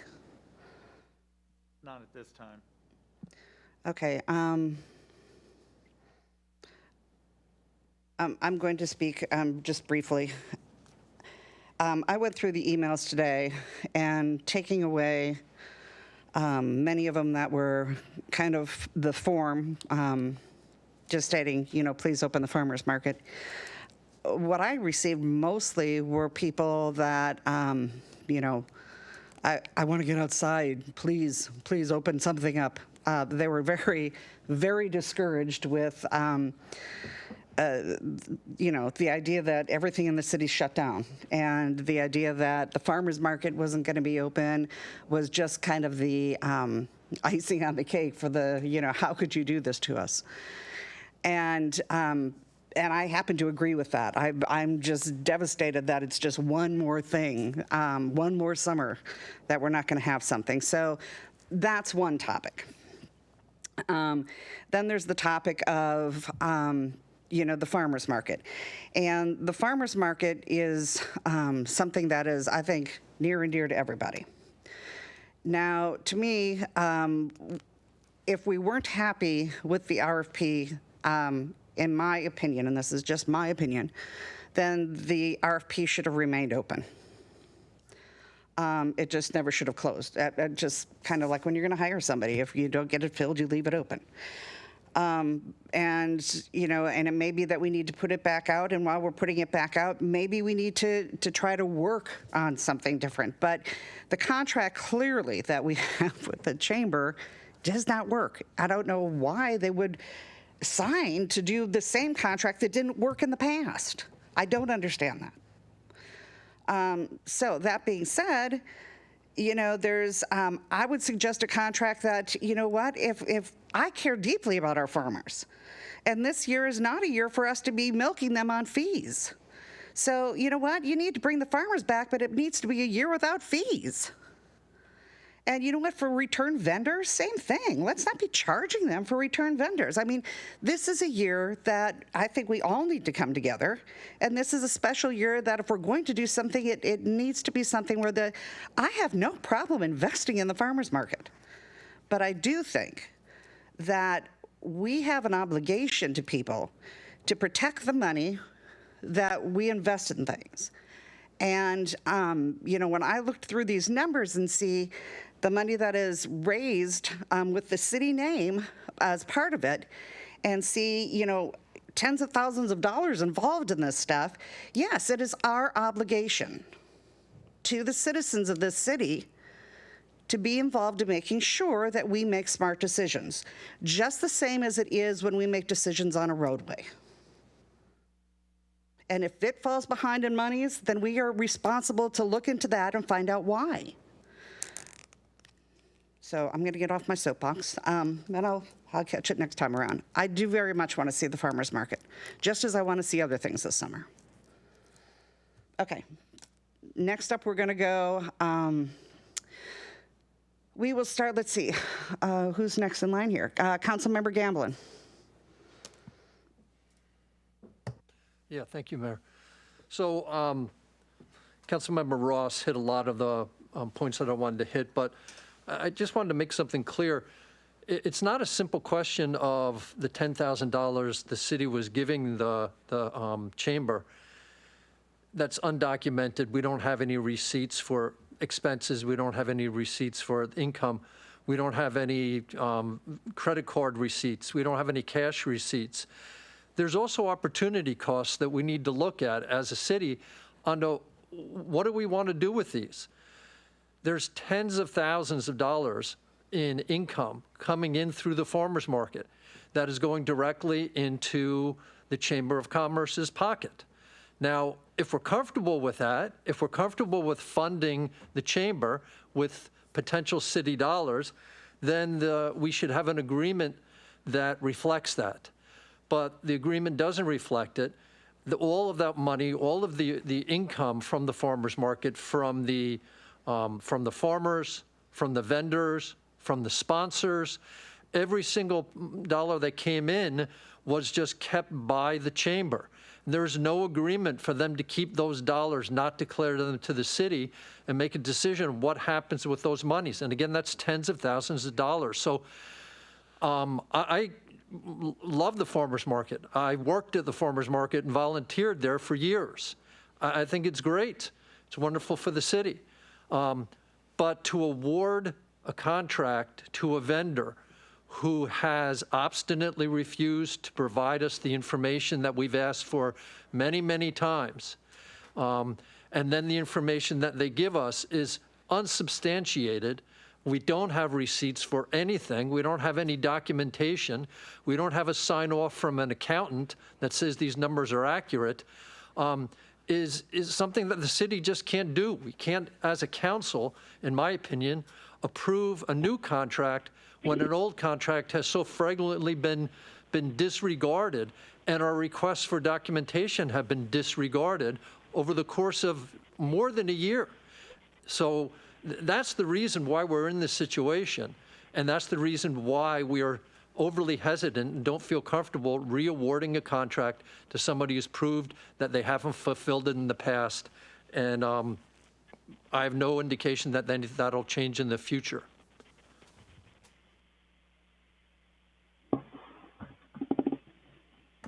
Councilmember Ross.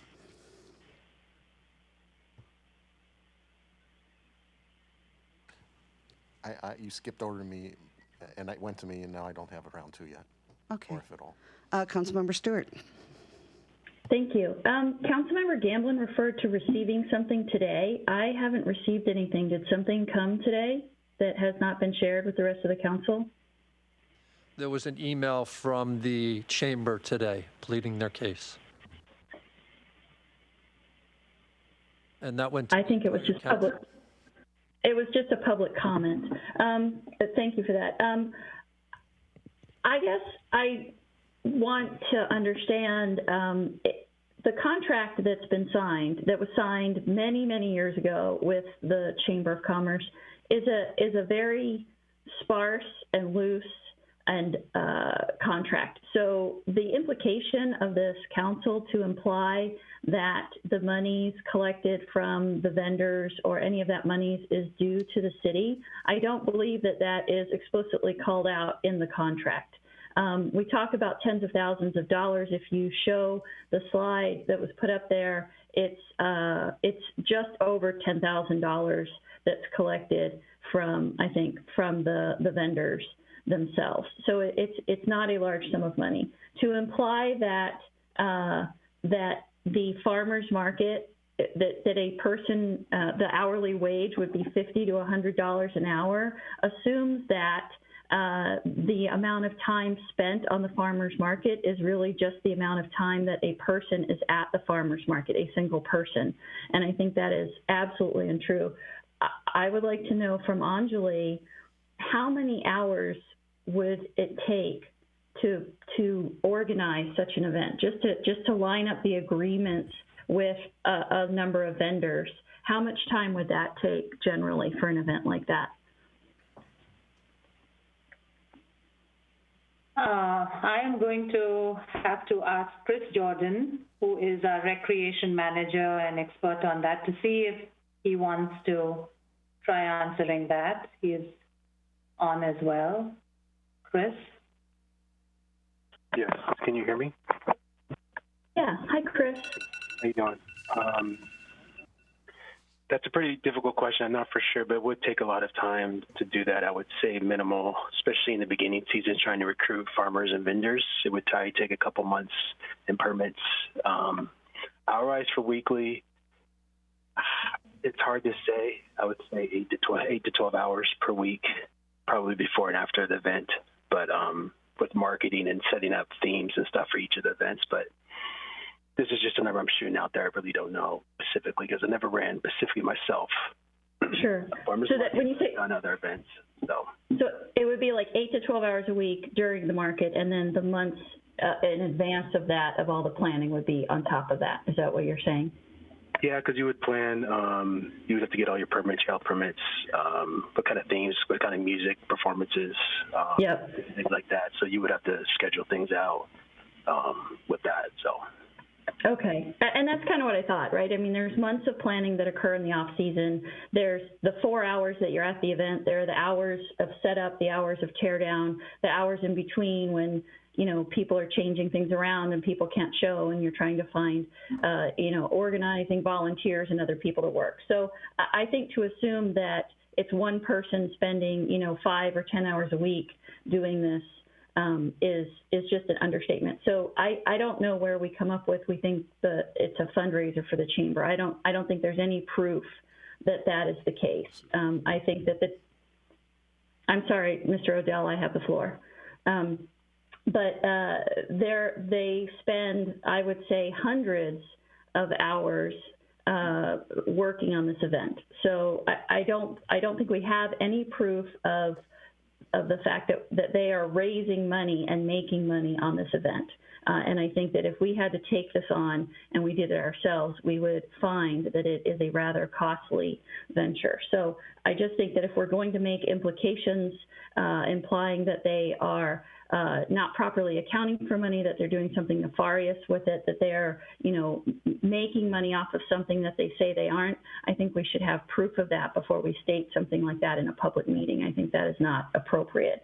And so I just, again, want to say that the chamber has offered to do it without the $10,000 contribution. If they raise any money from, vendor fees, if that's something we want to take on and take the whole thing over, that's one thing. But if they're doing that, they're taking all the risks, right? And they're putting this out there. So I just think we should be really careful about accusing our Chamber of Commerce. I just don't know any other city that attacks their own Chamber of Commerce, and especially in a year like we've just come out of, right? We should be supporting our chamber. We should be supporting our small businesses. We should be supporting these farmers. The chamber's offered to do it with no contribution from the city. If we want to contribute that $10,000 to the farmers, I think that's a great idea. So how about I make a motion that we approve a contract with the farmers or with the chamber where we don't pay them any money and we donate that $10,000 to cover part of the vendor fees that the farmers need to pay to help them in this difficult year.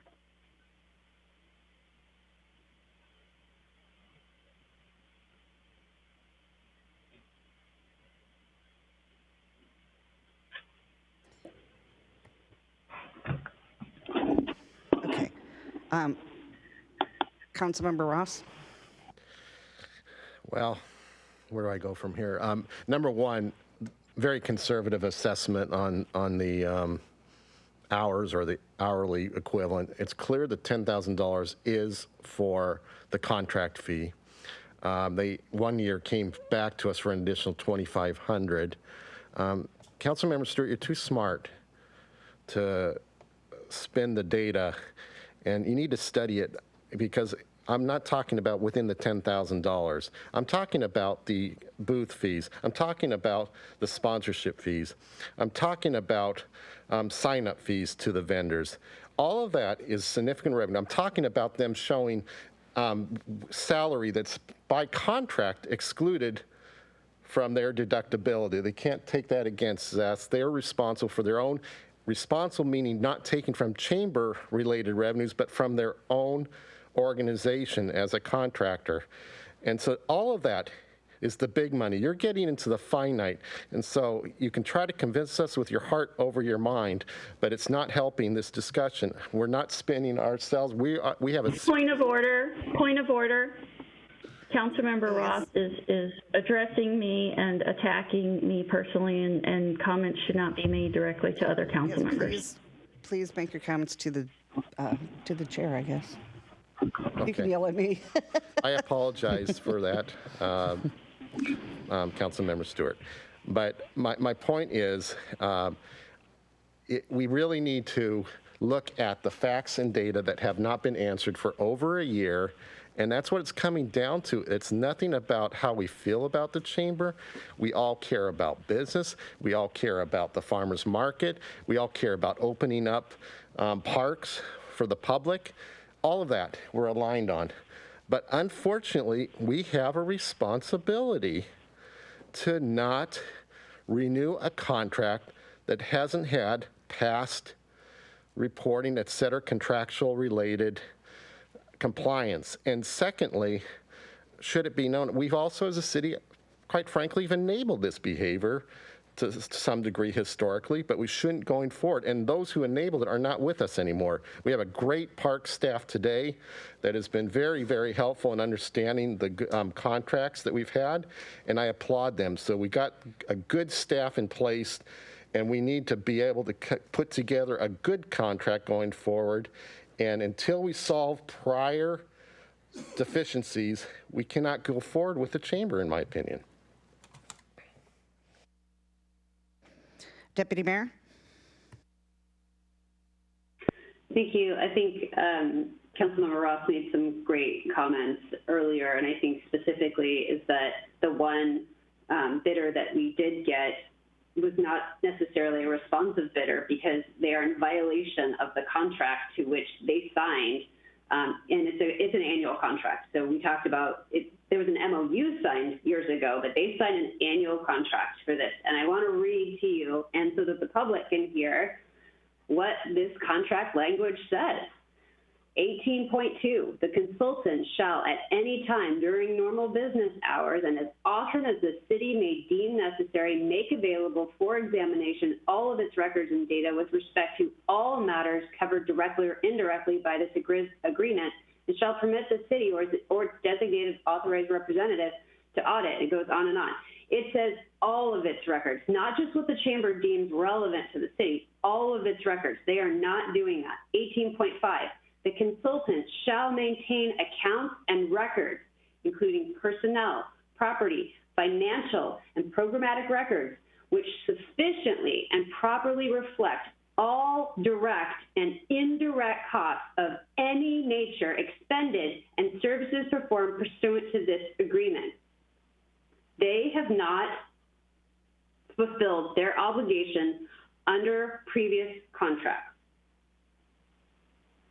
If they'd like to come forward and do that, we can discuss this contract in another week. But they have not given us what we have asked for, which is a part of the contract that they signed. And they can charge us with not fulfilling our obligations in the contract, but I would counter-argue that we canceled the farmers market in a public meeting to which they provided public comment at. I think they were aware it was canceled. Thank you. Next, Councilmember Treen. Thank you, Madam Mayor. I think my question's for Anjali or maybe the city manager. What would be the possibility for the city to actually run and operate the farmers market this year or next year? This is your city manager. We're not prepared to run it this year. We don't have the staff, and we don't have the logistical support. Your work plan is our primary objective, and we're just not set up to tackle it. We don't have the staffing at all. And how about, because it does seem like it's taking staff time when the market is actually up and running. So how much would it be, or what would it take, and maybe Chris Jordan would have an idea on this, it would be for it to move in-house and be something that we take on for next year? Well, I'll let Chris go ahead and answer from the standpoint of what he does or what his staff does. But as was described earlier, there's a whole lot more to it than what we currently do. But Chris, go ahead, or Anjali. Yeah, this is Chris. So like just comparing it to like Issaquah, they're one of the one cities that do run it in. I'm sorry, can I interrupt? Can we fix the echo?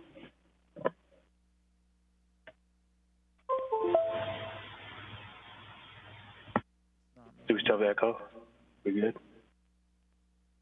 Okay, so just like if you compare it to Issaquah, it's one of the cities that does coordinate it. They have a full-time staff person to it, and they also, I think, hire an intern during the season. So to even do something like that, we would have to have an additional staff member just to probably do that, because it is a lot of time and dedication to that throughout the whole summer. Because all my staff is pretty much dedicated to all other events like concerts, pop, 4th of July pop, and stuff like that. So.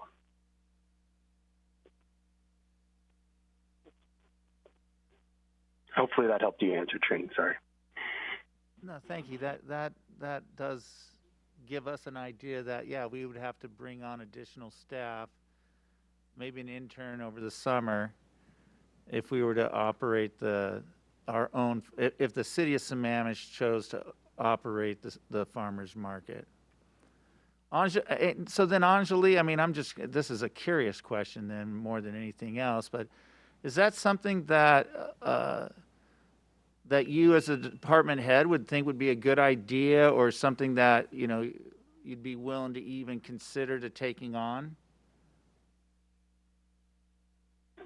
Councilmember Treen, I'll say that, we don't do a whole lot of programming as a city. We do events. If you put farmers market under the umbrella of events, we could make it happen. We would have to put together a budget for it and include it in our work plan.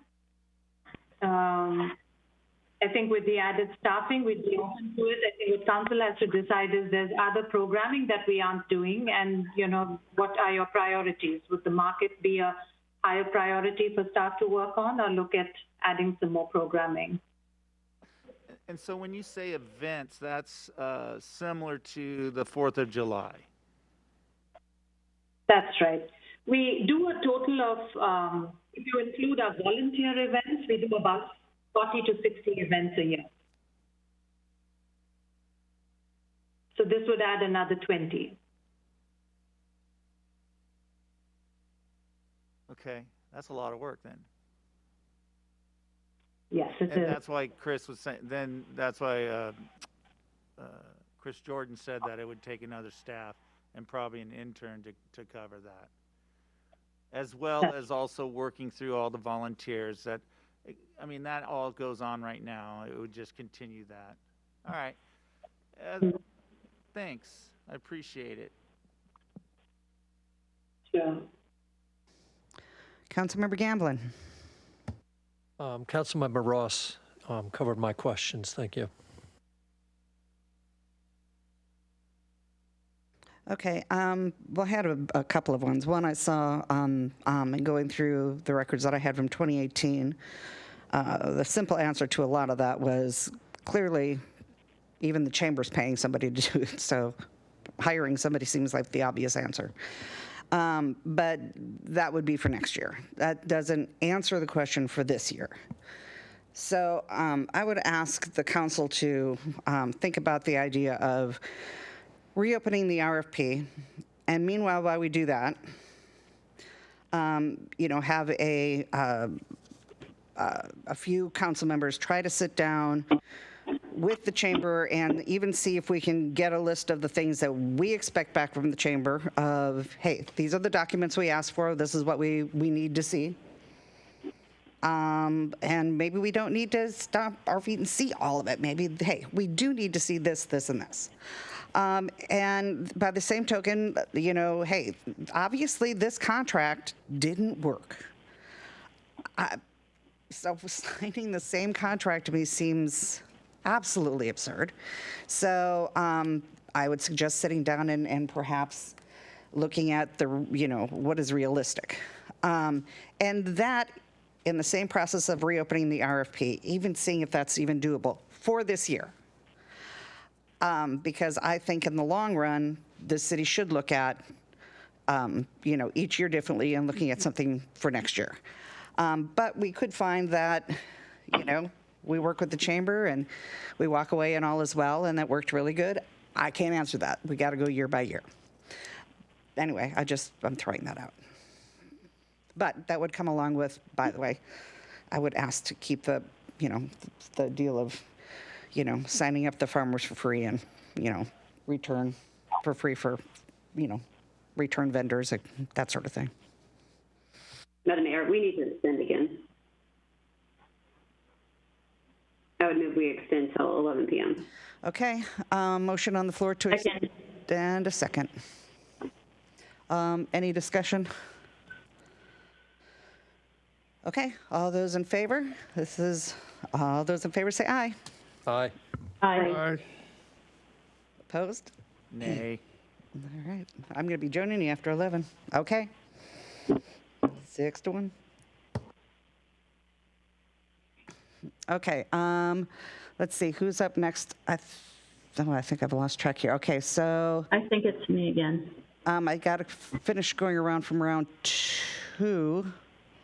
So hang on for a second. I think Councilmember Odell did you speak your second time, Councilmember Odell? No, I have not. Okay. I would like to make 2 motions. The first one is I move that we reject the bid and reopen the bidding process for decision no later than middle of the next month. The second motion is that I move the city manager be directed to fully investigate the establishment of a farmer's market that is planned, organized, and operated by the city of Sammamish staff on city-owned property for the benefit of our residents, and that any financial surplus from this operation accrue to the sole benefit of the city of Sammamish. 2 different motions.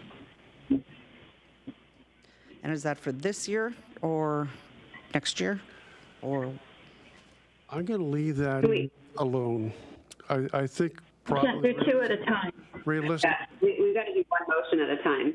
Yep. Because we can't. Yep. I can't do motions. We have to know which one we're.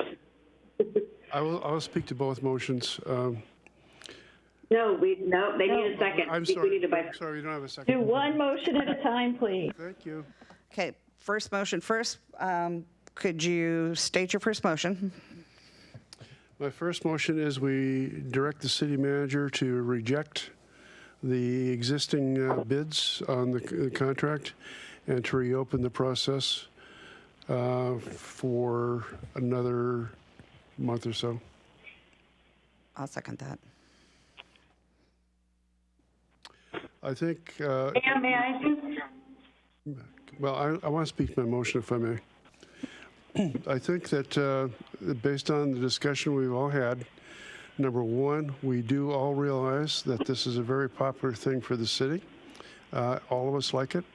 We've certainly got about 100 people that have let us know that. The second thing is that there are some serious questions that have been raised this evening as a result of this discussion that I think need to be addressed through rejection of the current bid and reopening it. Thank you. Okay. Now discussion. And I'm trying to figure out where this started. Okay. Okay, so I think the queue is going to start with Deputy Mayor. Thank you. So I certainly support rejecting the bid. I'm hesitant on reopening the process because if we do it no later than mid-June, I'm not even sure we have that timeline. There are requirements that the city has to have a bidding process open for, and maybe staff can speak to how long that is. So even if we met that mid-June deadline to come back to council, my concern is that any vendors that might appear at a farmer's market may have decided to find an alternative place to go. That may not be true since we hold ours on a Wednesday, but that's just my concern. So I'm curious if staff can answer the question on if we reopen the bidding process, what is the shortest timeline that we could use? I'm going to try answering that, Deputy Mayor, and then Lisa, please chime in. We wouldn't recommend having it open for any less than 2 to 3 weeks. And then, you know, we are talking basically a whole month. By the time you get the bids, you review them, analyze them, and make a decision. Keep in mind your whole market typically runs from mid-May through mid-September. And we are already in the middle of May. Even if we had someone you wanted to award the bid to, they wouldn't really be able to mobilize and get started until the first or second week of June. So if we only make a decision by mid-June, you're looking at someone start a market by mid-July. So you're really looking at 2 months of a market. I'm not sure it's feasible for this year. Lisa, did you want to add any legal requirements on how long the RFP needs to be open? No, the city has the prerogative of choosing the length of time the RFP remains open. This is not a public works project. It's retaining a consultant. So you pick the response times, and if it takes that long to get something going, then yeah, it's going to be tough for this year. But I don't have any legal opinion about the length of time you need to keep an RFP open. Okay, so I think based on what Anjali said, and even if we shortened the timeline to which we had it open, my concern is we had it open for a month previously, and we had one organization say yes. And so I think the mayor indicated that she had someone contact her over Messenger that wanted to also bid on it, that was tardy in that process. You know, but if we reopen the process, we're still delayed, and my concern is that the market contracts based on how many vendors there may or may not be out there. We could do that. I'm tempted to make an amendment, but I'm going to listen to my fellow council members before I go and do that.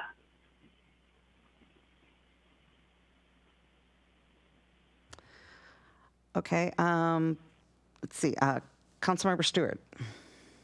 Yeah, I think Anjali covered most of what I was going to ask and say, which is I think we're just too late at this point. It just, I mean, as Chris Jordan already explained, it takes months of planning to line people up and to get people and get the agreements in place. Even if someone could do that on a shortened time frame, we're not going to get anything in place this year. And while things are opening up, there are still COVID protocols in place. And if I recall last year, the chamber went to great lengths to get that set up as well. So you know, this is not something that we can throw together, you know, in a couple of weeks. The other thing is that if we did open it up, I would want to make sure that it was truly a fair and open process. The mayor said she knew somebody who wanted to run it. I just want to make sure that we're doing a true open bidding process and that there's, you know, it's going out and being, you know, done in a fair, open, and no favoritism kind of way. Okay, first of all, I didn't say I knew somebody. I said somebody contacted me. The other question I have is there's been a lot of questions about, you know, irregularities and stuff. This has never appeared in any of our audits. So I just want to throw that out so the public is aware that It has, you know, we've gotten, council member, that's an error because it has appeared in the last 2 audits I've brought it up. And in each time they said that that is not something that was on their list of things to check for that year. Well, that's what I'm saying. The auditors have not raised this as a concern, and that is a true statement. The auditors have never raised this as a concern. Because it wasn't on the list of things to look at for those years. Okay, Councilmember Ross. I think the lead up time to execute on this for a new vendor is similar to doing it in-house. I think it's a matter of months that a new vendor would need to prepare. If you just drop them in even in mid-June, they don't have the context of relationships and the ramp to get there in a methodical, successful manner. So I can't see tying this motion with an RFP to execute in this year. I think that would have to be something we'd consider an RFP concurrent with in-house review for next year. Now, so I do not support the motion as tied to the renewing the RFP. I just don't think we have enough runway for a new vendor. Now, the other thing we might want to consider, not tonight, but probably, is how can we get farmers engaged in an abbreviated form of a farmer's market, something that is scaled down, but it reaches out, gives them the opportunity to sell their goods. We may find an opportunity for some farmers who may reach out to see, and we can advertise and market it and do a mini market, if you will. I know if that's something that is doable, I don't know. But or whether it's ordering on the web. There's so many different ways to promote the business and get them opportunities to sell. They can do one weekly drop-offs or something to that nature. We can get a lot of community activity. So that's something we aren't going to talk about tonight, but I'm saying that may be the near-term opportunity, because I'm very, very cognizant of the farmers losing an opportunity to sell in Sammamish. But unfortunately, for the reasons discussed, I can't support renewing chamber at this point. And secondly, I don't think we have enough lead time to get someone new in place, whether it's internal or otherwise. Okay. Again, the motion on the floor. Would you please repeat?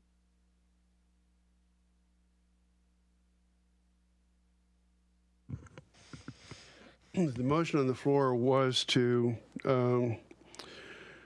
reopen the bidding for the farmers market and to also to effectively cancel the current bid.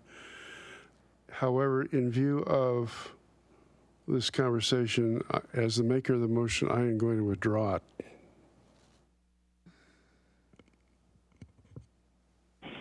You technically can't do that, can you, Christy, once it's been seconded? I'm happy to withdraw, I don't even know. I don't think I was the second. Somebody else was the second. I think who was the seconding. Second of the motion would have to. I believe I was the second of the motion, so I am happy to withdraw if that is what your choice is.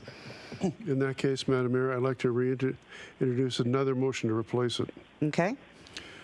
I move that we not operate a farmers market until 2021 due to receipt of only one response to the city's RFP. Second. Okay, discussion.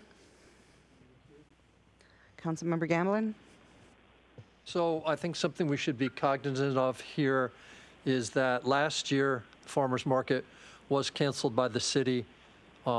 As well it should have been, because of our concerns about the ongoing COVID crisis, and the chamber chose to do the farmers market at a location just outside the city lines. I would imagine, from what I understand, are planning to do it there again this year. So I just want us to be aware that because we choose not to renew the contract for obvious reasons, it does not mean there will not be a farmers market in the city. I believe that the chamber is planning to do it in that same location again, so there actually will be a farmers market available for the residents of Sammamish. There will be an opportunity for farmers to sell their wares. Thank you.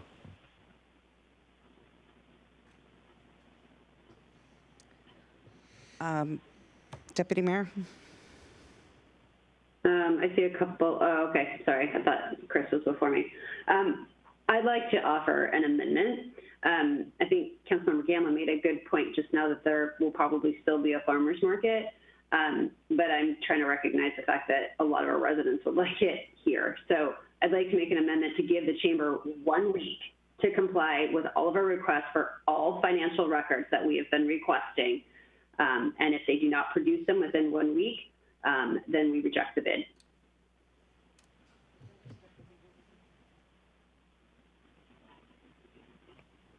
And then we have the old contract? Is that what the... Okay. No, I think we need to draft a new contract. There's a new contract that's drafted every year. The language is clear in the contract that if we ask for the financial documentation, they're required to turn them over. If they'd like to have the farmers market up here at the Commons, which I think most of us would like to be able to accommodate a farmers market there, but we need to have a partner in this that is and willing and able to abide by the contract to which they sign and provide those records to us. Madam Mayor, I'll accept that as an amendment to my motion. You actually just have to second it. Okay. I'm not sure I heard all the different, okay, so Councilmember Gamblin. I was seconding the amendment. Okay. And Councilmember Stewart. Yes, could the amendment be clarified? How far back are we asking the chamber to go? Are we just asking for the 2019 documentation, or are we asking for 13 years of documentation? I'm not sure what was originally requested. I don't think we need 13 years worth of documentation, but most certainly the IRS requires that businesses hold on to records for, I believe it's 7 years. And I don't know if we want 7 years worth of documentation, but they should have them. Lisa, do you know what was originally requested of the chamber in terms of documents? I don't, Christy. I think, quite honestly, it would be a good start to have 2019 records. If they can go back further than 2019, that would be wonderful, but I would be happy to get the 2019. Well, we have 2019 and we've got tax return from 2018, but I think we should have 5 years because that's what the IRS requires them to keep anyway. Okay, then 5 years. All right, so then that would, if it needs to be 5 years, or if you need me to add on to that amendment, so that 5 years worth of records, my amendment would then read, give the chamber 1 week to comply with our records request for financial records from the last 5 years, or we will reject the bid. Well, I can support 2019, but I don't see any reason to go back further than that. I think that's just a waste of time and resources. So thanks for the clarification. We're waiting for it to be seconded, okay. And I second it. Okay, we have a first, we have a second. So first we have to vote on the amendment. And we have a first and a second on the amendment. Can somebody please, whoever said the amendment, please read the amendment? Yep. Give the chamber 1 week to comply with our records request for financial records for the last 5 years, or reject the bid. Okay, all those. Hold it. We have comment. We got, yep, Can just we a talk sec. to it? Just a minute. Discussion. Thank you. And with that, we have, we've heard from Councilmember Stewart, so Councilmember Ross.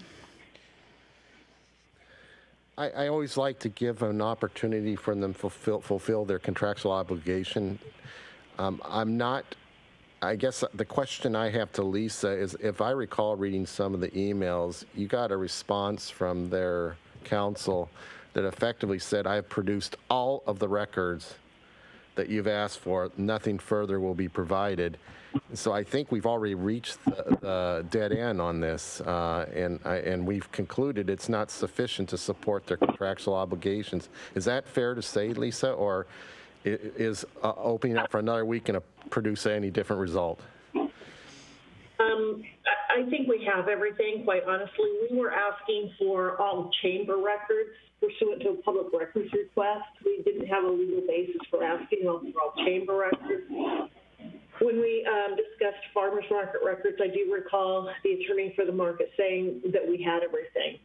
So in my opinion, they just don't keep good records, and what we have is what all that they had to provide.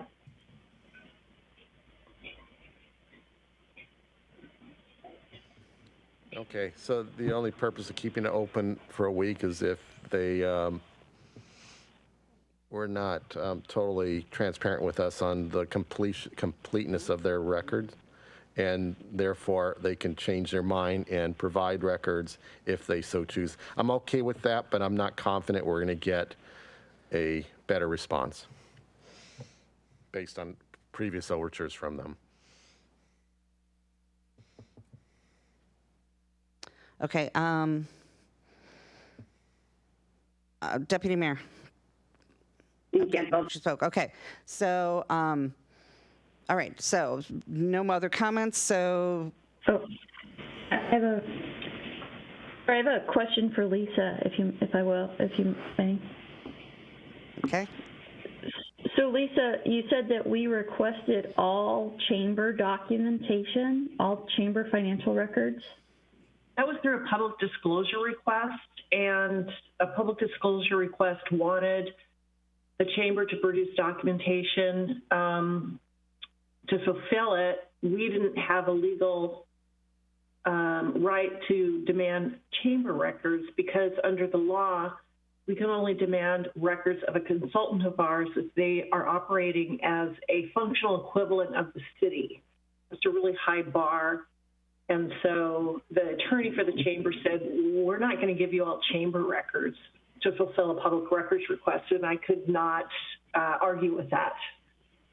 We still don't, however, have all the farmers market records, or we have all that they have.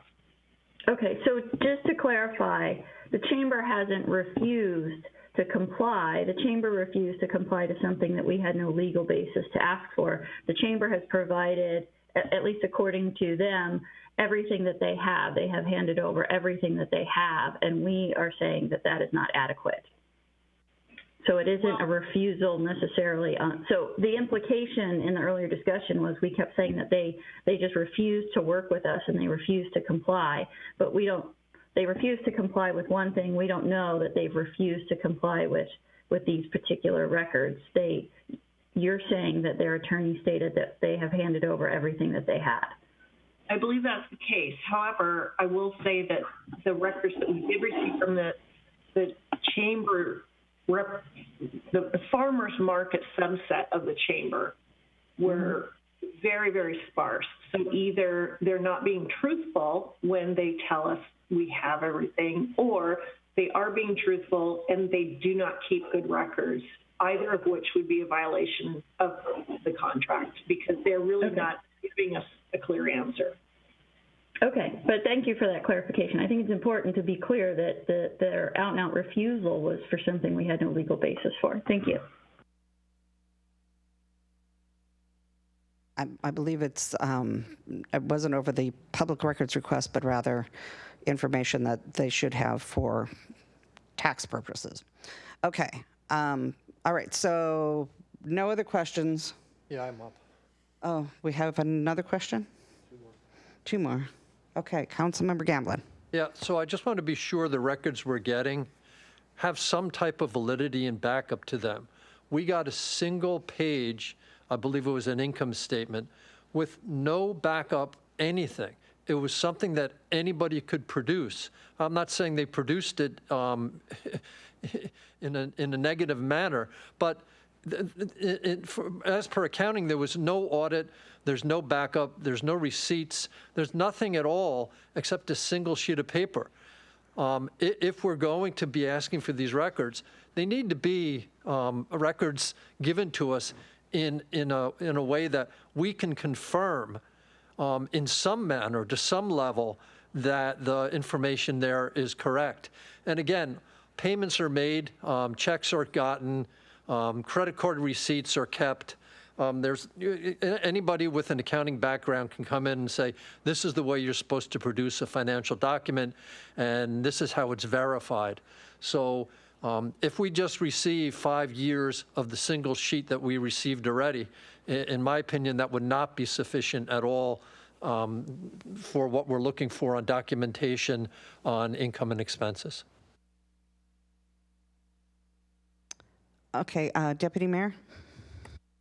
Yeah, I just wanted to clarify I think that's where Councilmember Gamblin was just going and defining what all records are. And I point back to 18.5, which I read the council earlier, which is my computer just turned off, maintaining accounts and records including personnel, property, financial, and programmatic records which sufficiently and properly reflect all direct and indirect costs of any nature expended and services performed pursuant to this agreement. So if we have a profit and loss statement already, then everything underneath there should be itemized so that we can see exactly what was spent for each one of those. We basically got a lump sum that is a giant summary of the farmers market, but I'm assuming those vendor payments that are received are coming in on a weekly basis. We need those broken down. We need receipts.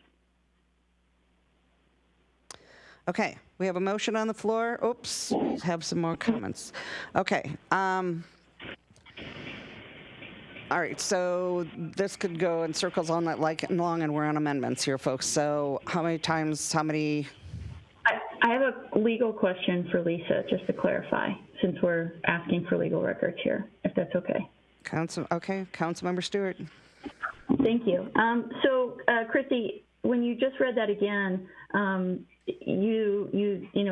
they need to provide records covered under the contract. Lisa, would that mean that they only have to provide records up to $10,000 worth of expenses because that's all we're paying them for?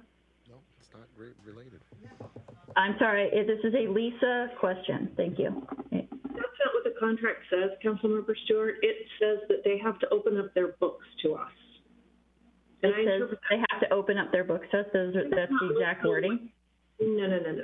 What it says is that they will be available when we ask to look at their records, and they will provide us the opportunity to look at those records. I don't interpret that as a limit to $10,000 worth of records. I understand. It's just the way Christy just read it. Christy, could you reread what you just read a minute ago? You're on mute. You're on mute. You're still on mute. Christy, you're on mute. There's some sections that are relevant to this, and they're in the contract at 18.2. The consultant shall at any time during normal business hours and as often as the city may deem necessary make available for examination all of its records and data with respect to all matters covered directly or indirectly by this agreement, and shall permit the city or its designated authorized representative to audit and inspect other data relating to all matters covered in this agreement. 18.5, which is what I just read previously, the consultant shall maintain accounts and records, including personnel, property, financial, and programmatic records, which sufficiently and properly reflect all direct and indirect costs of any nature expended and services performed pursuant to this agreement. The consultant shall also maintain such other records as may be deemed necessary by the city to ensure proper accounting of all funds contributed by the city into the performance of this agreement. Right. So Lisa, that's Council, we need to extend. It's 11:15. Move to extend to 11:30. Second. Okay. All those in favor of extending to 11:30? Aye. Aye. Aye. Opposed? Nay. So my question, Lisa, is because it says, covered under this agreement, since the agreement is limited to $10,000, I'm just wondering if, and I ask this because as a consultant, I wouldn't have to share all of my expenses for a project if I wasn't billing the client, right? So I would only have to share the expenses for the things I'm billing them for. So that's why I'm trying to get clarification on that. Is it all expenses related to the farmer's market, or if it's only covered under the agreement, that's only $10,000? I'm sorry, Councilmember Odell, did you have a comment there? Or are you just giving me a hard time? I'd like to call a question. Second. Okay. We wouldn't want clarity. Okay. Calling the question. Okay. All those in favor of the amendment? You have to take the vote on the call to question. Yeah, okay. No, you have to take the vote on calling the question. Calling the question. All those in favor of calling the question, say aye. Aye. Aye. Opposed? Nay. Okay. Now, moving forward on the calling the question on the amendment. You guys are wearing me out at 11:30. Okay. All in favor of the amendment, say aye. Aye. Aye. Okay. Opposed? Opposed? Nay. Okay. And now we're back to the amendment. Okay. Or now we're back to the original motion. Original motion. Shoosh. Okay. Who made the original motion? Was that Councilmember Odell? I think, yes, it was me, but we've amended it. So could you please state the motion as amended? Not sure I can anymore, to be honest with you, but I think the amendment, Christie, help me out on this if you would. I think the amendment was to give them about 2 weeks to provide the data. No, so the amendment was that we just passed was to give the chamber 1 week to comply with all of our requests for financial records for 5 years or reject the bid. Okay. I don't know who made the main motion, and I don't know what the motion was. Well, I thought it was Councilmember Gamblin. The main motion was to simply we go back to the agenda item here. Main motion was to not operate a farmer's market in 2021 due to receipt of only one response to the city's RFP. That was the motion. And then what we did is we amended that to give them a week to comply. If they don't, then we're not having a farmer's market. Yes, so essentially the amendment completely amended the main motion, but we still have to vote on the main motion as amended. Mm-hmm. Okay. I have a question. Oh, now we have questions. Okay. Councilmember Ross. I heard what you said, Councilmember, and it's not due to the being a single bid, but I would recommend you amend your amendment to say we did not receive any qualified bids. I will accept that amendment. It kind of doesn't work that way. We have to take a second and vote on it. It's the way it works. Robert's rules. Seconding Councilmember Ross' amendment. Okay, we have an amendment and we have a second. Any discussion? Councilmember Treen? I was just going to call for the question. Okay, so we don't need to do that? Okay. Second. So all those in favor of the amendment, say aye. Aye. Aye. Aye. Opposed? Nay. Okay. So the amendment stands. Please state the motion with the amendment. Okay, the motion is to not operate a farmer's market in 2021 due to the lack of a Qualified bidder. Okay. And the amendment, we were going to give the chamber 1 week to comply with all of our requests for financial records from the past 5 years or reject it. Any further discussion?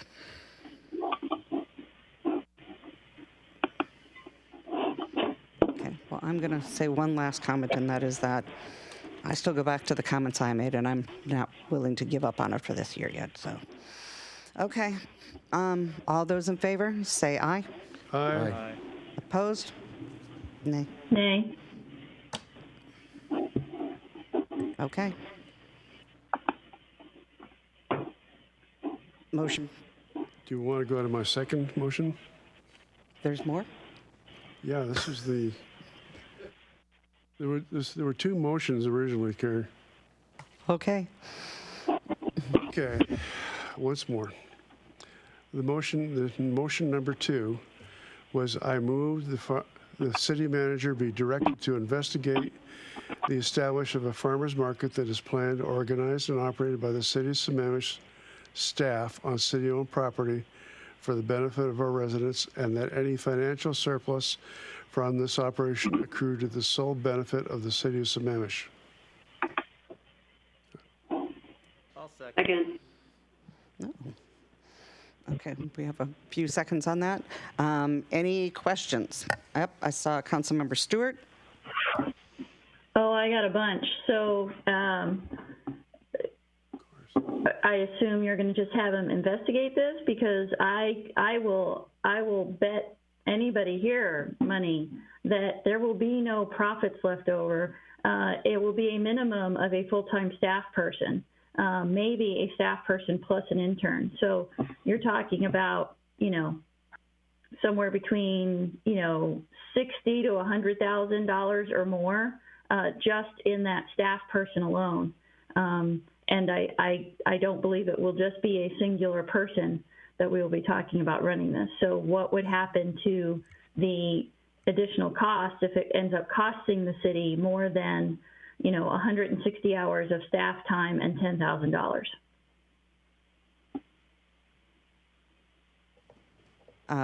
Deputy Mayor. Thank you. Well, Yes, I asked a question. Sorry. I'm confused because we're. Of who? Well, I guess Councilmember Hodel. My question was what. My question is what will come of the. You said any extra funds would accrue to the benefit of the city of Sammamish. What happens if it ends up costing more than 160 hours of staff time and $10,000? What do you think happens? I don't think we can ask questions right now in the middle. I mean, not as other council members, can we? Okay, that's fine. Well, then I will simply make the statement that I believe.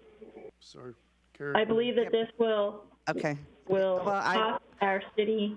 I know, thank you, Councilmember Stewart. I think that the past numbers that I have seen will show that to be different, but we are all entitled to As I still have the floor, thank you, Madam Mayor. Speaking to the motion, I believe that this will cost us many multiples more, possibly up to 10 times more than what we're currently paying to do that in-house. Thank you. Okay, Deputy Mayor. Thank you. The motion that Councilmember O'Dell made was to direct the city managers to investigate this, not to do it, to investigate it. And I think the investigation will provide you the answers to your questions that you're seeking.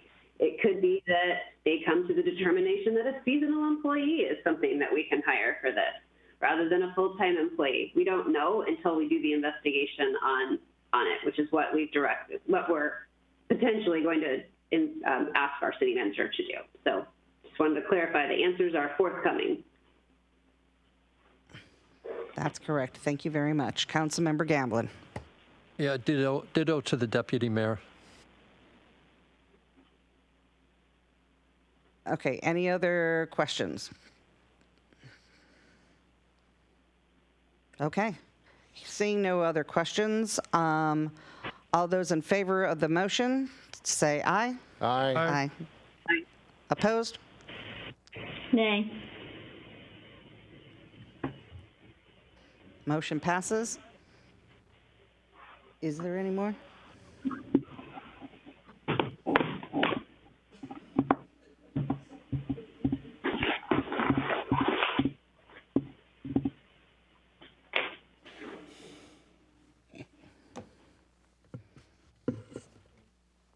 Are you done? I'm done, yeah. Oh, okay, he's done. We're good. Okay. Motion to adjourn. Nay.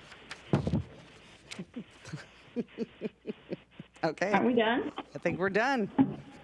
All those in favor? No, he said nay. It needs a second. Oh, he needs a second. Okay. All those in favor say aye. Aye. Aye. Aye. Aye.